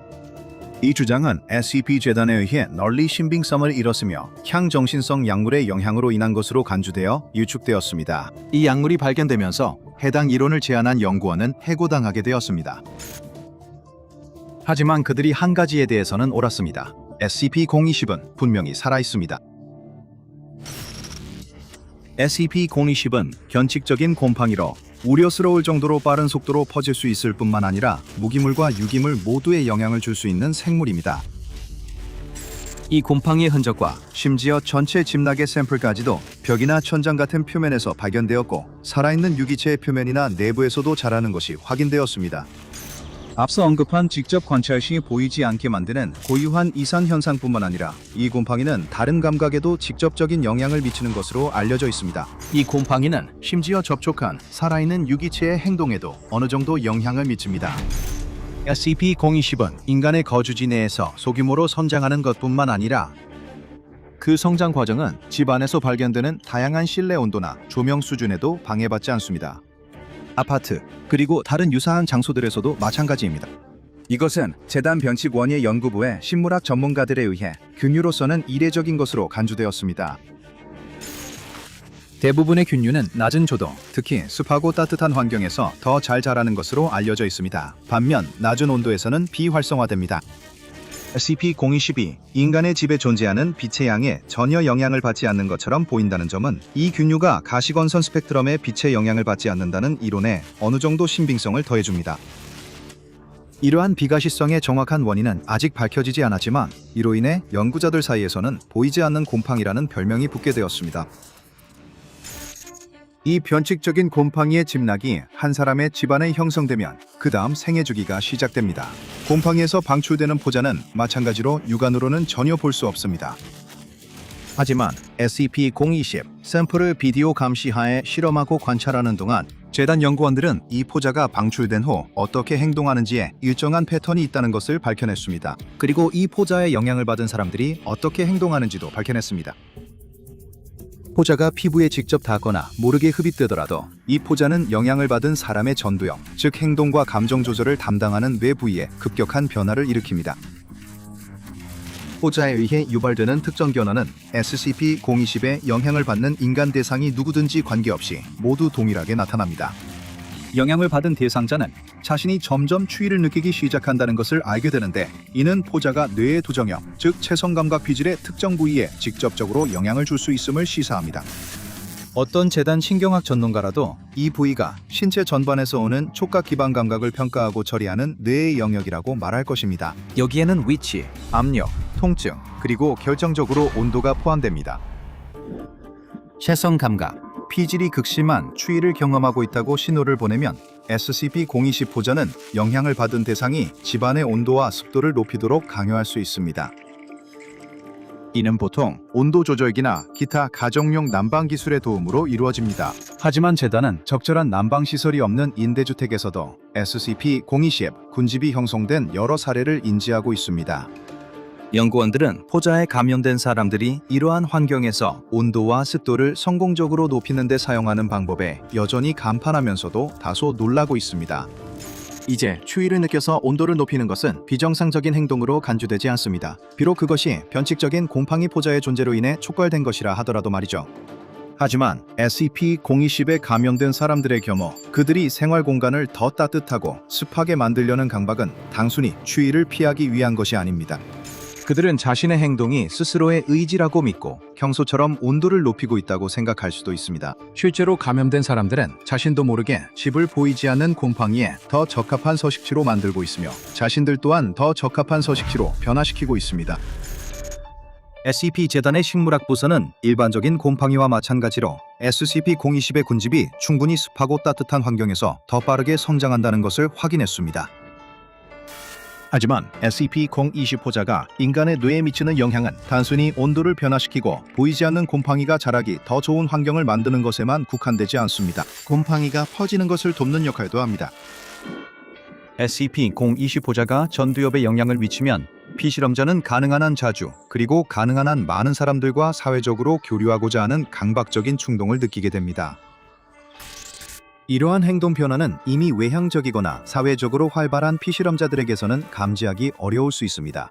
일반적으로 SCP-020 군집이 존재하는 거주지에서 단체 모임을 주최하는 형태로 나타납니다. 보이지 않는 곰팡이에 감염된 사람의 친구, 가족, 심지어 지인이나 직장 동료들까지도 감염된 개인의 집에 오라는 반복적이고 집요한 초대를 받게 될 가능성이 높습니다. 이러한 모임에 참석하는 사람들은 SCP-020의 존재를 인지할 수 없기 때문에 그 존재를 전혀 알아차리지 못합니다.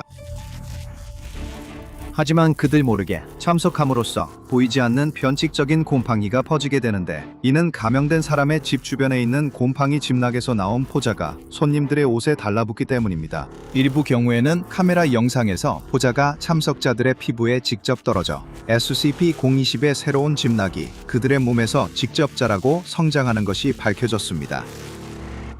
이것은 보통 피부에 심한 붉은색, 거의 비트색에 가까운 반점이 나타나는 것으로 특징 지어집니다. 하지만 앞서 언급했듯이 이러한 반점은 사진이나 영상에서만 볼 수 있습니다. 포자가 새로운 숙주를 통해 새로운 장소로 퍼졌음에도 불구하고 원래 거주지에 있는 SCP-020 집락은 포자 생산을 멈추지 않습니다. 이것은 한 장소에 존재하는 포자와 보이지 않는 곰팡이 집락의 양이 인계 농도에 도달할 때까지 엄청난 속도로 계속됩니다. 이렇게 되면 최초로 감염된 대상에게 나타나는 포자의 영향이 급격하게 더 극심해집니다. 그들의 전반적인 건강 상태가 악화되기 시작하며 짧은 시간 내에 사망에 이르게 됩니다. 하지만 감염된 대상이 사망한 후에도 여전히 SCP-020 감염을 퍼뜨릴 위험이 있습니다. 곰팡이는 사망한 시신에서도 계속 자라며 보이지 않은 채로 남아있기 때문에 응급구조대원, 구급대원, 의료요원 또는 감염된 시신과 접촉하는 누구에게든 퍼질 수 있습니다. 이로 인해 여러 사례에서 시체 안치소와 장례식장, 그리고 감염된 시신을 운반하는 차량 내부에서 SCP-020의 여러 집락이 발견되기도 했습니다. 재단이 SCP-020을 처음 발견한 것은 Redacted에 있는 한 민간 주택이었으며, 그곳은 지역병원에서 근무하던 여성의 거주지였습니다. 처음 우려가 제기된 것은 병원 직원으로 위장 잠입해 있던 재단 요원에 의해서였는데, 그는 동료 중 한 명이 성격에 극적인 변화를 보이고 있다는 점을 알아차렸습니다. 그녀는 이전에는 내성적이고 소극적인 사람이었지만 그 여성은 적극적으로 행동하는 것처럼 보였고, 가능한 한 많은 사람들과 사귀기 위해 거의 공격적일 정도로 적극적으로 노력하는 것처럼 보였다. 병원에서 일할 때뿐만 아니라 직장 밖에서도 마찬가지였다.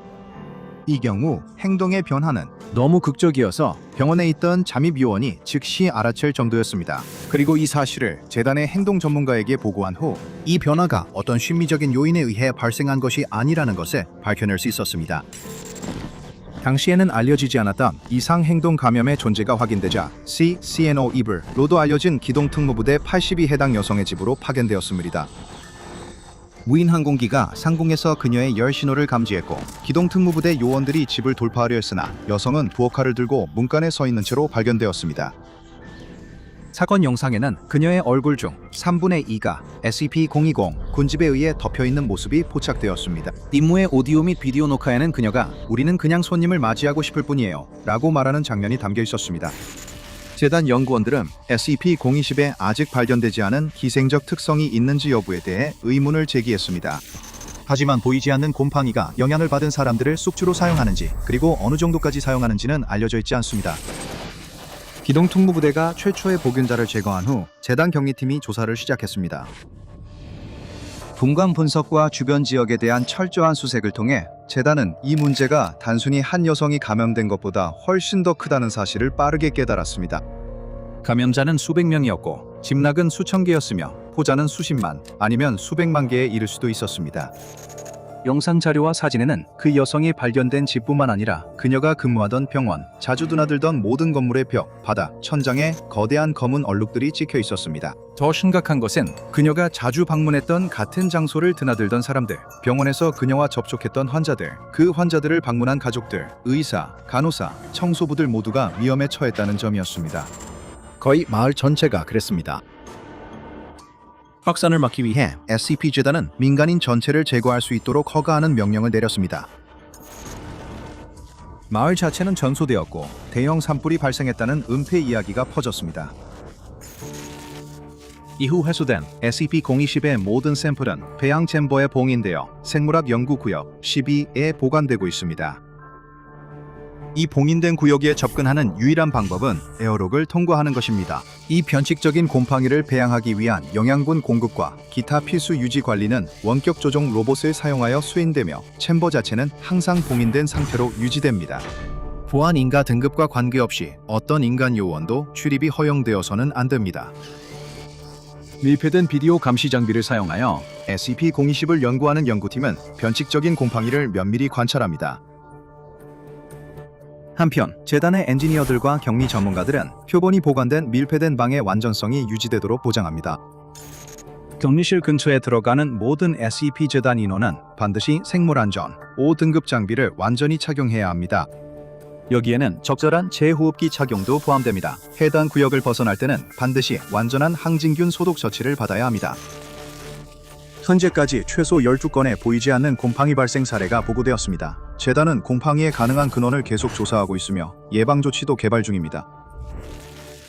하지만 현재로서는 SCP-020에 감염된 인간에게 나타나는 영향을 막을 수 있는 알려진 방법이 없습니다. 지금은 1630년 런던 도시는 새 활기로 북적이고 있습니다. 거리에는 일상생활을 하는 사람들로 가득 차 있고 주택과 상점에 빽빽이 몰려들며 급격히 늘어나는 인구를 수용하기 위해 애쓰고 있습니다. 이 인구는 지난 50년 동안 2배 이상 증가했습니다. 런던의 새로운 시민들 중에는 자신을 드러내지 않는 어두운 인물이 있습니다. 그는 긴 검은 로브와 부리 모양의 가면을 쓴 채 수세기 전 흑사병 시절의 패스트 닥터처럼 차를 입고 있습니다. CF049로 알려지게 될 이 인물은 인류를 괴롭히는 질병을 해결하기 위한 자신의 여정의 다음 장을 시작하기 위해 런던에 왔습니다. 그의 외모가 눈에 띌 것이라고 예상할 수도 있지만 도시거리를 가득 메운 대부분의 시민들은 가면을 쓴 남자가 무엇을 하고 있는지보다 훨씬 더 중요한 일들로 머릿속이 가득 차 있습니다. 그래서 그는 자신만의 작은 안식처, 쉴 수 있고 연구할 수 있는 빈 창고를 마련했습니다. 호기심을 이기지 못할 때면 그는 골목길을 따라 몰래 움직이며 군중을 피하고 그림자 속에서 들려오는 속삭임 같은 비밀을 엿듣습니다. 이런 외출을 하던 어느 날 그는 헨리 퍼시, 일명 마법사 백작이라고 불리는 인물에 대한 소문을 듣게 됩니다. 그는 과학과 오컬트의 신비로운 연구자로 런던 타워의 마틴 타워에 감금되어 있다고 합니다. 지혜와 호기심을 지닌 남자, 과학 연구의 경계를 넓히는 그런 인물은 바로 이 위대한 도시에서 의사가 만나고 배우기를 고대해온 사람이었습니다.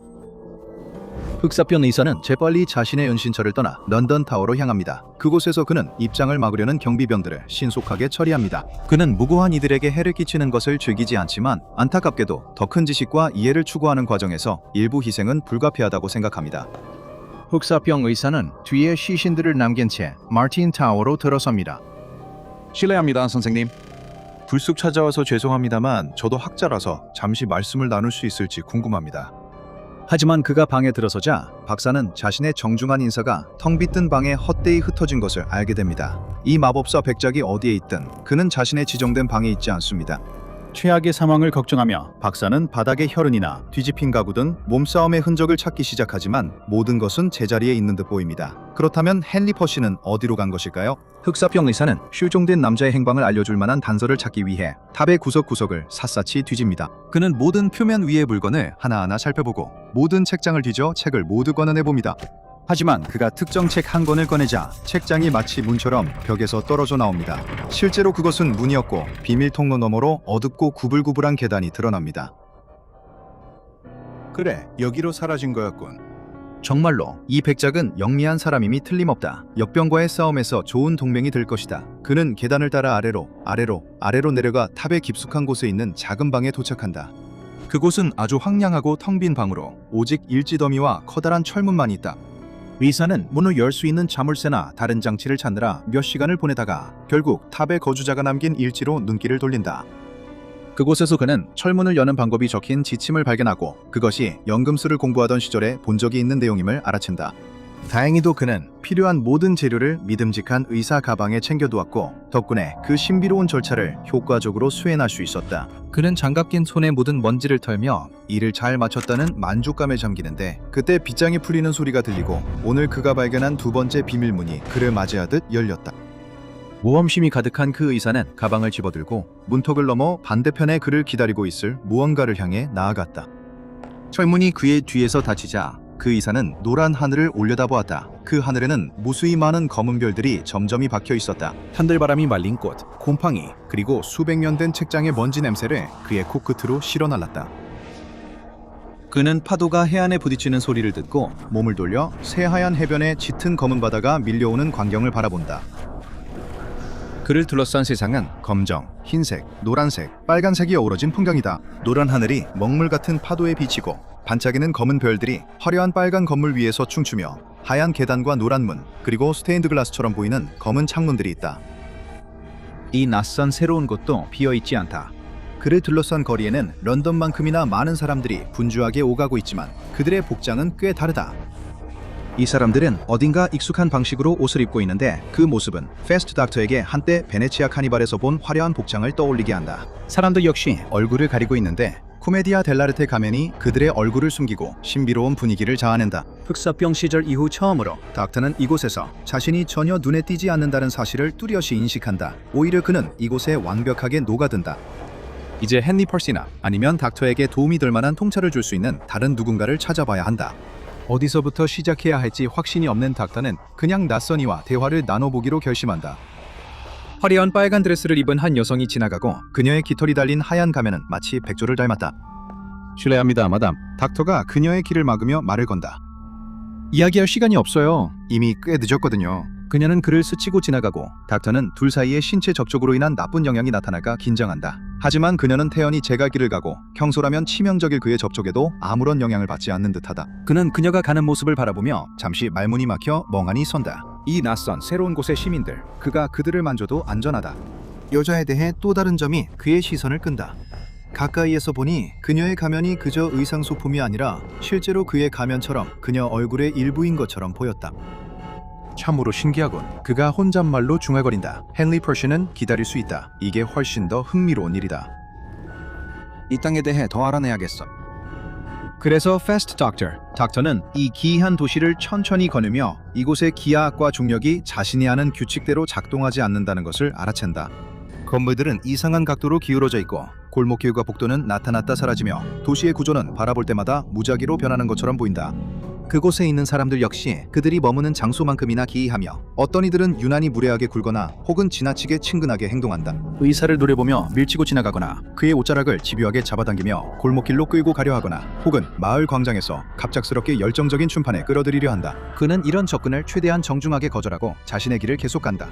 우아하게 차려입은 한 쌍의 커플이 그를 지나가며 친근하게 손을 흔든다. 이런 일은 드문 일이 아니다. 하지만 특이한 점은 그들이 손을 흔드는 위치다. 그들은 거꾸로 된 계단 위에서 아무렇지 않게 걸으며 그를 내려다보고 있다. 어떤 다른 중력의 힘이 그들을 거꾸로 된 위치에 붙잡아두고 그들은 어지럽게 지어진 건물 속으로 사라진다. 정말 흥미롭다. 닥터는 감탄하며 고개를 젓는다. 그리고 문득 그는 이 모든 것을 기록해야겠다는 생각이 든다. 그는 가방을 열고 가죽으로 된 노트를 찾으려고 뒤적이지만 도무지 찾을 수가 없다. 그는 길 한복판에 멈춰서서 가방 안의 물건들을 돌로 된 보도 위에 쏟아내기 시작한다. 표본이 담긴 병, 연고, 주사기, 외과 도구들이 모두 쏟아져 나오지만 노트는 없다.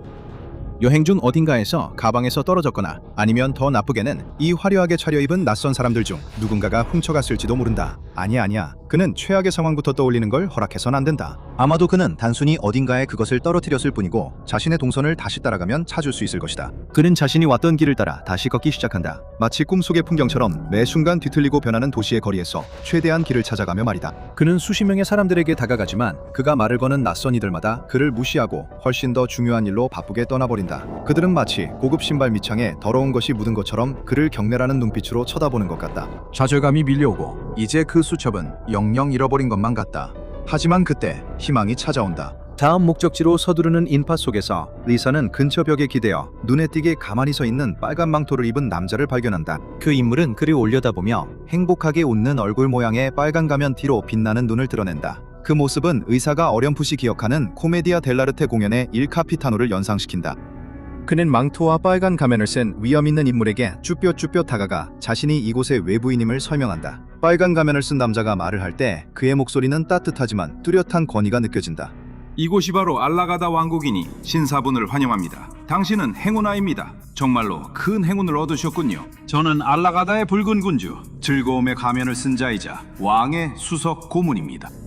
중세 출신인 역병 의사는 자신이 군주의 앞에 있다는 말을 듣자마자 즉시 공손하게 고개를 숙입니다. 고대의 자갈길 위에 무릎을 꿇은 채 그는 자신의 모든 연구와 소중한 과학적 비밀이 담긴 소중한 연구 노트를 찾는 데 도움을 달라고 붉은 군주에게 간청합니다.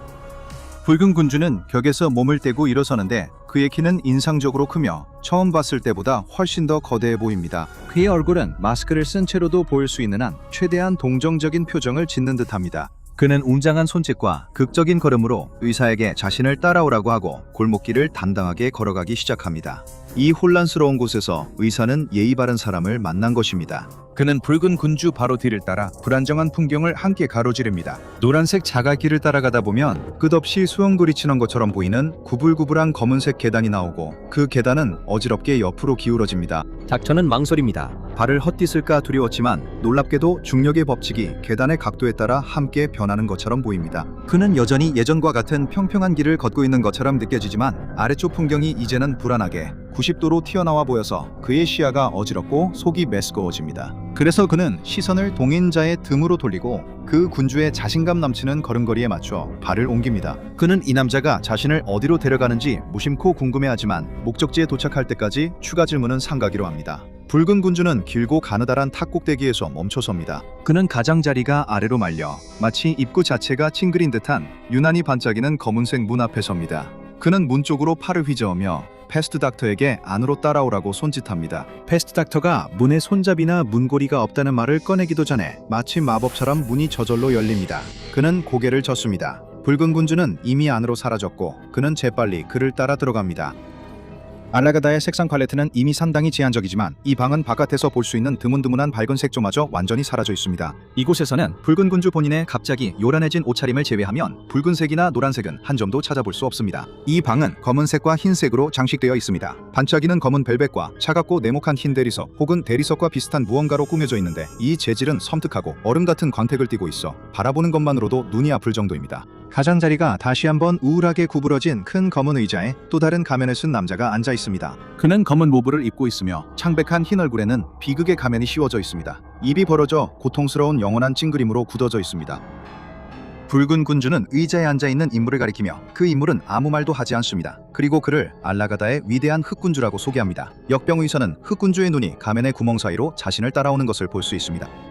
이 가면은 이후 SCP-재단의 요원들이 SCP-035라고 부르게 됩니다.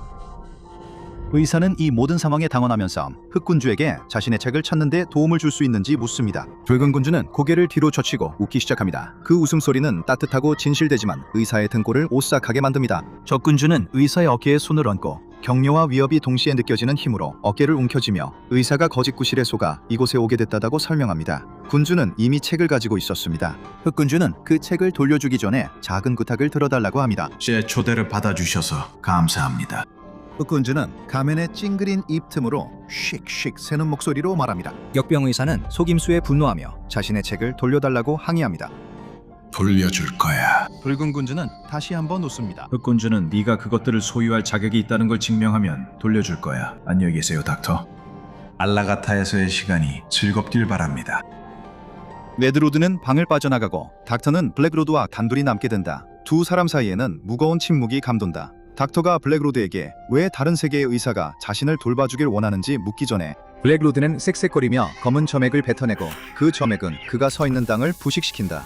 닥터는 고개를 젓는다. 저는 기적을 일으키는 사람이 아니라 그저 평범한 의사일 뿐입니다. 저는 제 세계의 병조차 제대로 치료하지 못해 힘들어하고 있습니다. 실망시켜드리고 싶진 않지만 제 고향을 괴롭히는 역병을 치료하는데 계속 실패해왔습니다.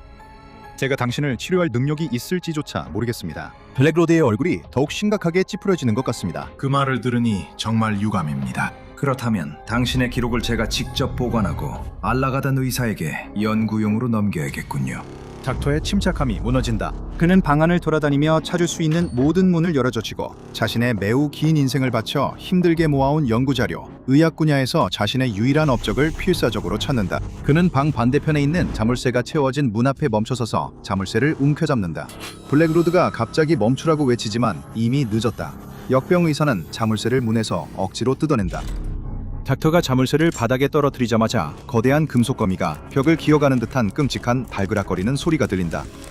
딸깍딸깍딸깍. 그리고 갑자기 전에 자물쇠가 채워져 있던 문이 엄청난 힘으로 열리며 거의 경첩에서 뜯겨나갈 뻔한다. 한 괴물이 그 틈으로 기어들어온다. 번쩍이는 노란색 거미 몸통에 매끈한 흰색 인간형 상체, 두 개의 긴 발톱 달린 팔, 그리고 둥글고 아무 특징 없는 구슬 같은 얼굴을 가진 괴물이다. 그 괴물은 닥치는 대로 발톱을 휘두르며 의자에 앉아있는 블랙로드를 향해 공격한다. 그리고 역병 의사가 그것을 붙잡으려 시도하기도 전에 그 괴물은 방의 정문을 찢고 나가 탑의 가장자리를 타고 도시 아래로 내려간다. 블랙로드는 역병 의사에게 자신을 도와달라고 소리친다. 그 괴물은 어떻게 되는 거죠? 그 괴물의 운명은 어떻게 되나요? 역병 의사의 머릿속은 방금 본 일로 혼란스럽다. 하지만 블랙로드는 괴물에는 관심이 없다. 도시 경비병들이 그 일을 처리할 것이다. 그는 자신의 부상 치료가 필요하다. 블랙로드는 고통에 신음하며 그의 상처에서 진한 검은 액체가 흘러나와 한때 깨끗했던 하얀 바닥을 뒤덮는다. 블랙로드는 역병 의사에게 자신을 치료해달라고 간청한다.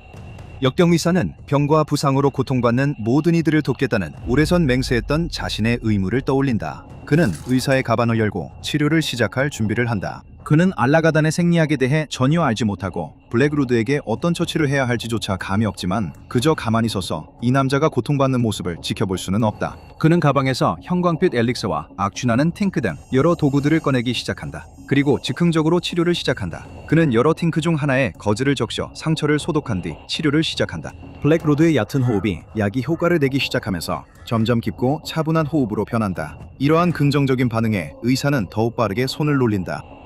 그는 각각의 상처를 봉합한 뒤 감염을 막기 위해 모든 상처에 형광빛 녹색 연고를 듬뿍 바른다. 물론 이 세계에 감염이 존재한다면 말이다. 치료가 끝나자 블랙로드는 몸을 일으켜 앉는다. 겉으로 드러난 봉합 자국과 찢어진 로브를 제외하면 완전히 회복된 듯 보인다. 고맙네, 닥. 내가 자네에게서 훔쳤는데도 불구하고 자네는 나를 도와줬군. 이걸 자네에게 돌려주겠네. 진심으로 감사하네. 그는 자신의 로브 깊숙한 곳에 손을 넣어 의사의 가죽 장정 수첩을 꺼낸다. 받게. 의사는 검은 군주의 소나기에서 수첩을 낚아채 자신의 가방 안 제자리에 다시 넣는다. 필랑. 그는 혼잣말로 중얼거린다. 우리의 방식이 너에게는 이상하게 보일 수도 있겠지만 검은 군주가 말한다. 하지만 지금 알라가다는 혼란스러운 시기다. 교수형 당한 왕의 궁정에서는 모든 것이 순조롭지 않다. 곳곳에 속임수와 배신이 가득하다. 모든 왕국은 혼란의 시기를 겪기 마련이라고 역병 의사가 말한다. 이제 치료를 마쳤으니 실례하겠습니다. 제 고향으로 돌아가야 합니다. 저는 더 이상 여기 머물고 싶지 않습니다. 물론이지. 검은 군주는 그를 문 쪽으로 손짓한다. 그러나 의사가 떠날 준비를 하는 순간 검은 군주는 다시 말을 건넨다.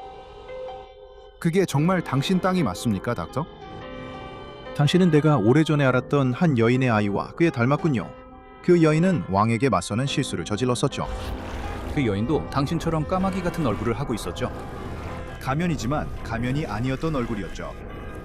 실례합니다만 역병 의사는 이해하지 못하겠습니다. 당신은 당신의 세계에서 태어났습니까? 거기서 어린아이였나요? 그렇게 기억하십니까? 검은 군주가 묻습니다. 닥터는 한참을 생각합니다. 그는 지금의 자신, 오직 하나의 목적을 가진 의사 외에 다른 존재였던 적이 있었는지 전혀 기억나지 않습니다. 모르겠습니다. 아마도 신의 아는 닥터여, 이번이 당신이 알라가다 땅에 온 첫 번째는 아닐지도 모릅니다. 시간이 지나면 당신은 다시 한번 이 뒤틀린 골목길을 걷게 될 것이라 상상합니다. 당신이 집이라고 부르는 곳으로 돌아가는 여정에서 이 점을 고려해 보십시오. 검은 군주가 낮고 공허한 소리로 웃습니다. 안녕히 가십시오. 거짓과 속임수, 그리고 다양한 형태의 괴물들로 가득한 이곳을 벗어나고 싶어 안달이 난 역병 의사는 자리를 떠납니다. 이번 여정에서 역병 의사는 답을 얻길 바랐지만 그가 찾은 것은 예상치 못한 수많은 질문들 뿐이었습니다. 새벽 3시, 상처 입고 두려움에 휩싸인 요원은 이 불가능한 장소에 암울하고 뒤틀린 복도를 달립니다.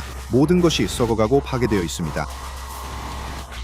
그의 발목은 망가졌고 피부는 타기 시작합니다. 그리고 그 썩어가는 얼굴과 끔찍한 미소를 가진 괴물이 점점 가까워지고 있다는 걸 그는 알고 있습니다.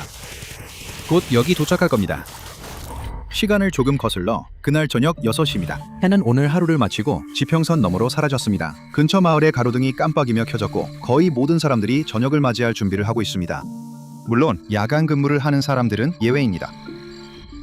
좀 더 야행성인 근로자들은 공장에서 출근 도장을 찍고 24시간 약국에서 계산대를 지키며 한 젊은 요원의 경우에는 SPB 재단에서 밤늦게까지 일하고 있습니다. 그는 예전에는 그렇게 야행성인 편이 아니었지만 이 특정 사이트의 신입이기 때문에 근무 시간에 대해 따질 입장이 아닙니다. 그래서 그는 휴게실의 커피 머신 앞에 서서 모든 본능을 거슬러 밤 10시가 다 되어 커피를 내리고 있습니다.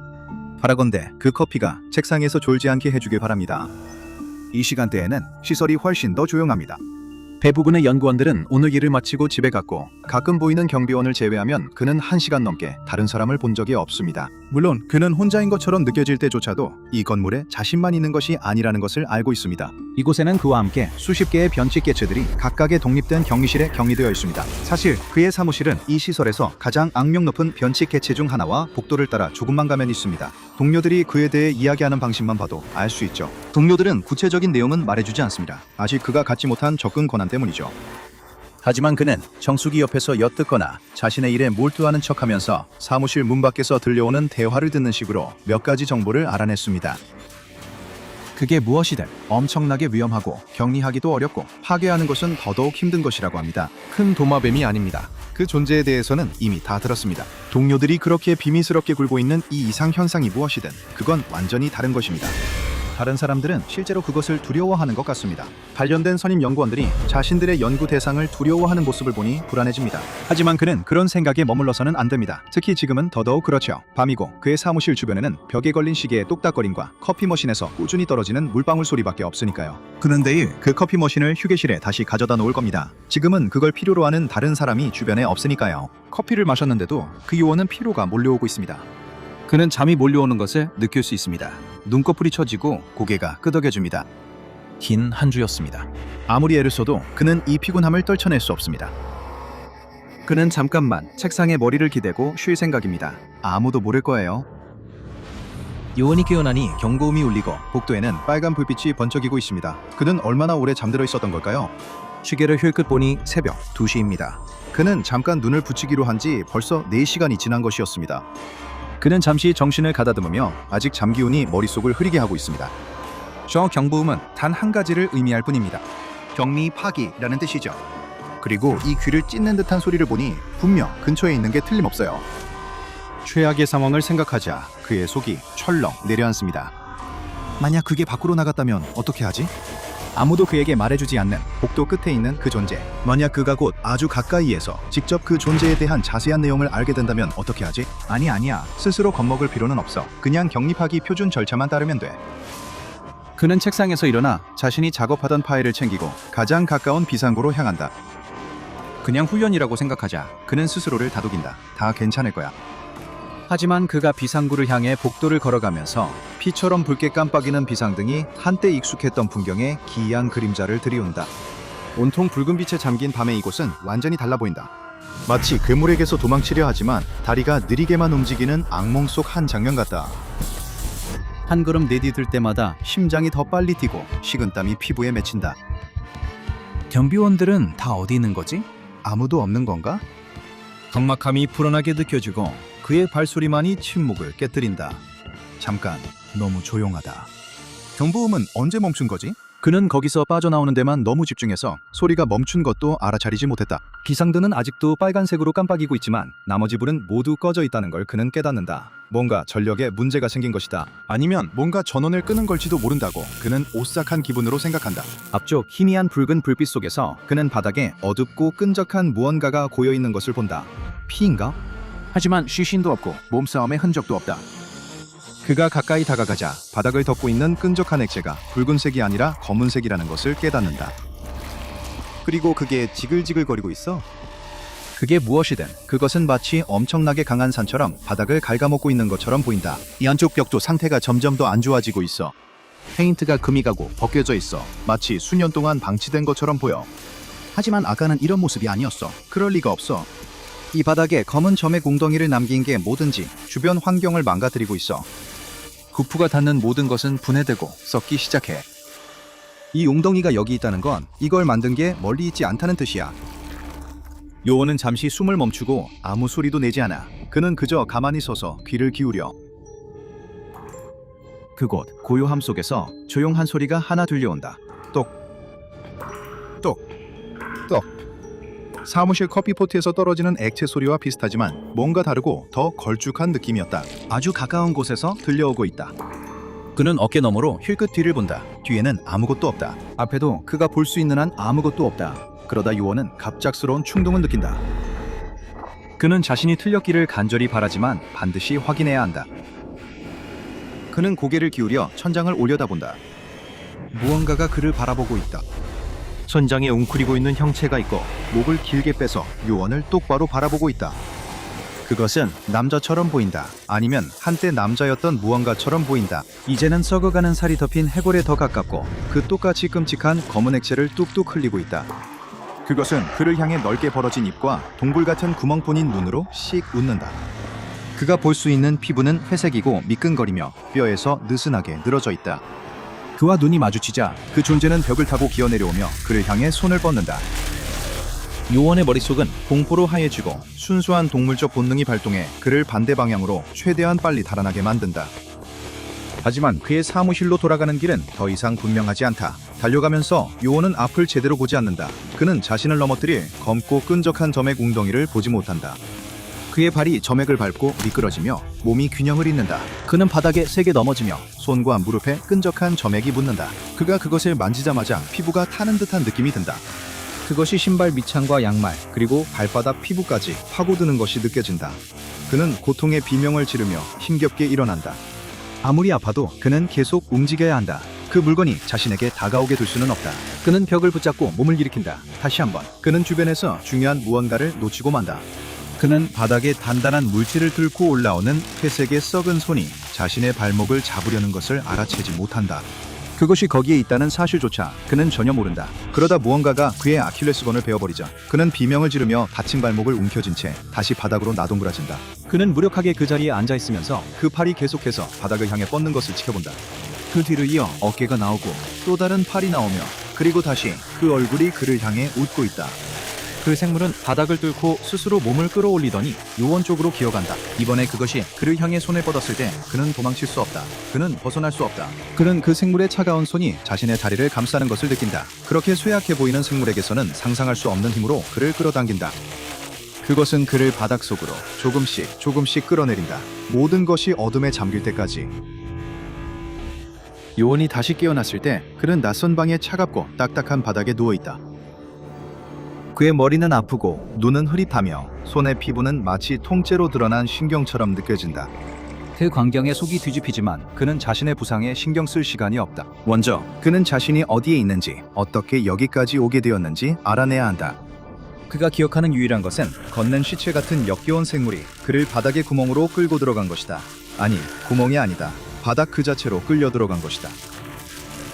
어떻게든 그 괴물은 그를 단단한 물질을 통과시켜 끌고 갈 수 있었다. 처음에는 자신이 재단 기지 아래 어딘가 숨겨진 지하실에 있다고 생각했다. 하지만 주변을 살펴보니 그는 자신이 기지 근처가 아니라는 것을 깨달았다. 여기는 완전히 새로운 곳이었다. 그 생각에 그의 피가 얼어붙는 듯했다. 그 존재가 자신을 여기로 데려온 이유가 무엇이든 결코 좋은 일일 리 없었다. 하지만 요원의 현재 상황에서 한 가지 좋은 점이 있다. 그 존재가 지금은 여기에 없다는 것이다. 지금 이 순간만큼은 그는 혼자다. 어떤 정체불명의 공포의 소굴에 혼자 남겨졌고 분명히 악의적인 의도가 있겠지만 그래도 어쨌든 혼자였다. 그 말은 곧 계획을 세울 시간, 어쩌면 탈출할 시간도 있다는 뜻이다. 요원은 무기라도 될 만한 것이 있는지 주머니를 뒤진다.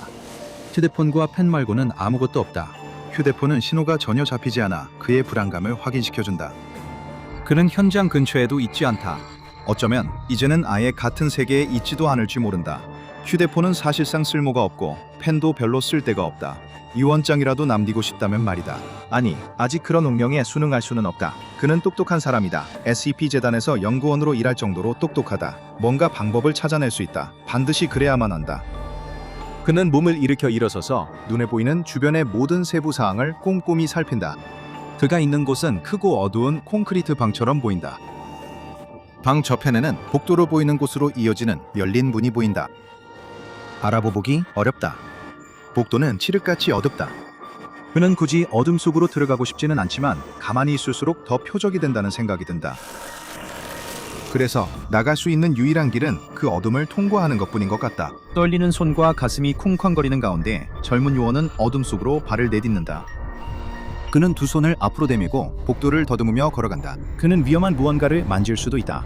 어쩌면 그 끈적한 액체가 더 있을지도 모른다. 위협을 조금이라도 빨리 감지해서 탈출할 수 있다면 약간의 피해쯤이야 감수할 수 있지 않을까. 복도는 미로처럼 여러 방향으로 갈라지고 갑작스러운 막다른 길에서 멈추거나 날카로운 모퉁이로 꺾여나간다.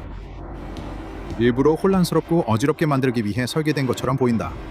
그가 복도를 더 많이 헤매면 헤맬수록 요원은 점점 실험용 쥐가 된 기분이 들기 시작한다. 그는 그 존재가 천장에 매달려 똑같이 섬뜩한 미소를 지으며 자신의 고군분투를 지켜보고 있는지, 자신이 지쳐 쓰러지기만을 기다렸다가 끝장내려고 하는 건 아닌지 의심한다. 그는 자신이 얼마나 오래 걸었는지 알 수 없다. 몇 시간? 며칠? 그는 발이 뼈까지 닳아버린 것처럼 느껴질 때까지, 머리가 어지럽고 입안이 사포처럼 거칠어질 때까지 걷는다. 아마도 그는 앞으로도 계속 이렇게 할 것이다. 그저 어둠 속에서 걷고 또 걷는 것뿐. 복도가 새로운 방으로 이어지는데 어쩌면 그가 처음 깨어났던 방과 같은 곳일지도 모른다. 눈에 보이는 한 모두 똑같은 칙칙한 회색 콘크리트로 이루어져 있다. 저기 구석에 그가 버린 휴대폰이 있다. 같은 방이다. 그는 거대한 원을 그리며 다시 돌아온 것이다. 요원은 무릎을 꿇고 웃음기 없는 웃음을 터뜨리며 눈에 눈물이 고인다. 모든 게 너무 끔찍하다. 모든 게 너무 터무니없다. 그리고 다시 그 물방울 떨어지는 소리가 들린다. 한 방울이 그의 머리 정수리에 떨어지며 두피를 태운다. 그는 위를 올려다보고 괴물이 자신을 내려다보고 있는 것을 보고 거의 안도감을 느낀다. 그것은 말을 하려는 듯 입을 벌리고 두꺼운 검은 점액을 요원의 얼굴에 뱉는다. 그 고통은 그가 이제껏 느껴본 적 없는 타는 듯한 아픔이다. 그는 피부와 눈, 입에 묻은 점액을 닦아내려고 손을 뻗는다. 그가 그렇게 하자 피부가 점액과 함께 벗겨서 나오는 것을 느낀다. 한 움큼씩 축축하게 땅에 떨어진다. 부식성 액체가 그의 등과 어깨를 타고 흐르면서 요원은 자신이 녹아내리고 있음을 느낀다. 그것을 닦아내도 아무 소용이 없다. 그의 얼굴도 손과 같은 운명을 맞는다. 그는 녹아내리고 있다. 그는 눈을 떠서 괴물이 자기 앞에 서 있는 것을 본다. 괴물은 입을 크게 벌리고 기뻐하고 있다. 아무 소리도 나오지 않지만 그 걷는 시체의 어깨가 들썩인다. 마치 웃고 있는 것처럼. 그 미친 듯하고 광적인 절박한 웃음이 다시 한번 요원의 입에서 쏟아져 나온다. 그는 목이 녹아내리고 성대가 녹아내릴 때까지 웃는다. SCP 재단으로 돌아가서 실종된 요원은 임무 수행 중 사망한 것으로 처리된다. 그의 흔적으로 남은 것은 서류 더미와 검고 부식성 있는 점액 웅덩이뿐이었다. 모두가 그가 야간 근무 중 혼자 있을 때 무슨 일이 있었는지 알고 있다. 그는 격리 파기 사태의 희생자였고 또 한 명의 피해자가 되어버렸다. 바로 그 악명 높고 공포스러운 SCP-106에게 말이다. SCP-106은 심하게 부패한 노년 남성의 시신과 비슷한 모습을 하고 있다. 그 외형의 세부 사항은 만날 때마다 다르지만 항상 어떤 식으로든 썩어 있는 모습이다. SCP-106은 특별히 민첩하거나 빠르지는 않지만 매복 포식자처럼 행동하며 먹잇감이 가까이 올 때까지 덮치리고 가만히 있다가 덮친다. 그가 선호하는 방법 중 하나는 수직 표면을 타고 올라가 거꾸로 매달려 있는 것이다. 먹잇감이 가까이 오면 SCP-106은 주요 장기나 근육, 힘줄을 공격해 움직이지 못하게 만든다. 그리고 나서 먹잇감을 자신의 포켓 차원 은신처로 끌고 간다. 그가 선호하는 먹잇감은 10세에서 25세 사이의 인간이다. SCP-106이 존재하기만 해도 유기물과 모기물 모두 부식된다. SCP-106이 닿는 모든 것은 노출된 지 몇 초 만에 녹슬거나 썩기 시작합니다. 금이 가기 시작합니다. 그리고 무엇보다도 SCP-106의 몸을 덮고 있는 것과 유사한 검은 점액 같은 물질을 만들어냅니다. 저는 오랜 시간 동안 이런 것들을 연구해 와서 웬만한 건 잘 견디는 편이지만 SCP-106의 영향이 담긴 사진을 보면 저도 약간 메스꺼움을 느끼게 됩니다. 이 부식 효과는 이 변칙 개체가 있든 없든 또는 부식을 막으려는 시도와 상관없이 접촉 후 최대 6시간까지 지속되고 진행됩니다. 이 부식 능력 덕분에 SCP-106은 고체 물질을 통과할 수 있으며 그 뒤에는 흑색 점액이 늘어진 흉측한 흔적을 남깁니다. 또한 SCP-106은 자신의 포켓 차원을 이용해 고체 물질 속으로 사라졌다가 최초 진입 지점과 연결된 다른 구역에서 다시 나타날 수 있습니다. 포켓 차원 자체는 SCP-106이 마음껏 희생자들을 쫓을 수 있는 복도와 방들로 이루어져 있습니다. SCP-106은 사냥의 잔인함을 너무나 즐기기 때문에 때때로 포로를 일부러 풀어주고 다시 쫓아가서 잡는 모습이 관찰되기도 했습니다. 제가 처음 이 파일을 검토하기 시작한 이후로 SCP-106의 격리 절차는 여러 번 수정되었습니다. 재단이 이 개체에 대해 더 많이 알게 될수록 공식 파일에 더 많은 정보가 추가되었습니다. 하지만 이 과정의 모든 단계에서 한 가지 지침만은 계속 유지되었습니다. 어떠한 경우에도 SCP-106과의 물리적 접촉은 허용되지 않습니다. 어떠한 물리적 접촉 요청도 반드시 지휘부의 최소 3분의 2 이상의 승인을 받아야 하며 비필수 인원에 대한 전반적인 평가 후에만 AR이 최고 보안 시설에서 수행될 수 있습니다. 현장에 있는 모든 직원은 격리실에서 항상 최소 60m 이상 떨어져 있어야 하며 격리 파기실을 제외하고는 예외가 없습니다. 만약 개체가 계획된 격리 구역을 벗어나면 직원들은 붙잡히지 않기 위해 필요한 모든 조치를 취할 수 있습니다. SCP-106 은납으로 내부가 덧대어진 강철로 만든 밀폐 용기에 격리되어야 합니다. 용기는 동일한 재질로 된 40겹의 층으로 밀봉되어야 하며 각층은 최소 36cm 이상의 빈 공간으로 분리되어야 합니다.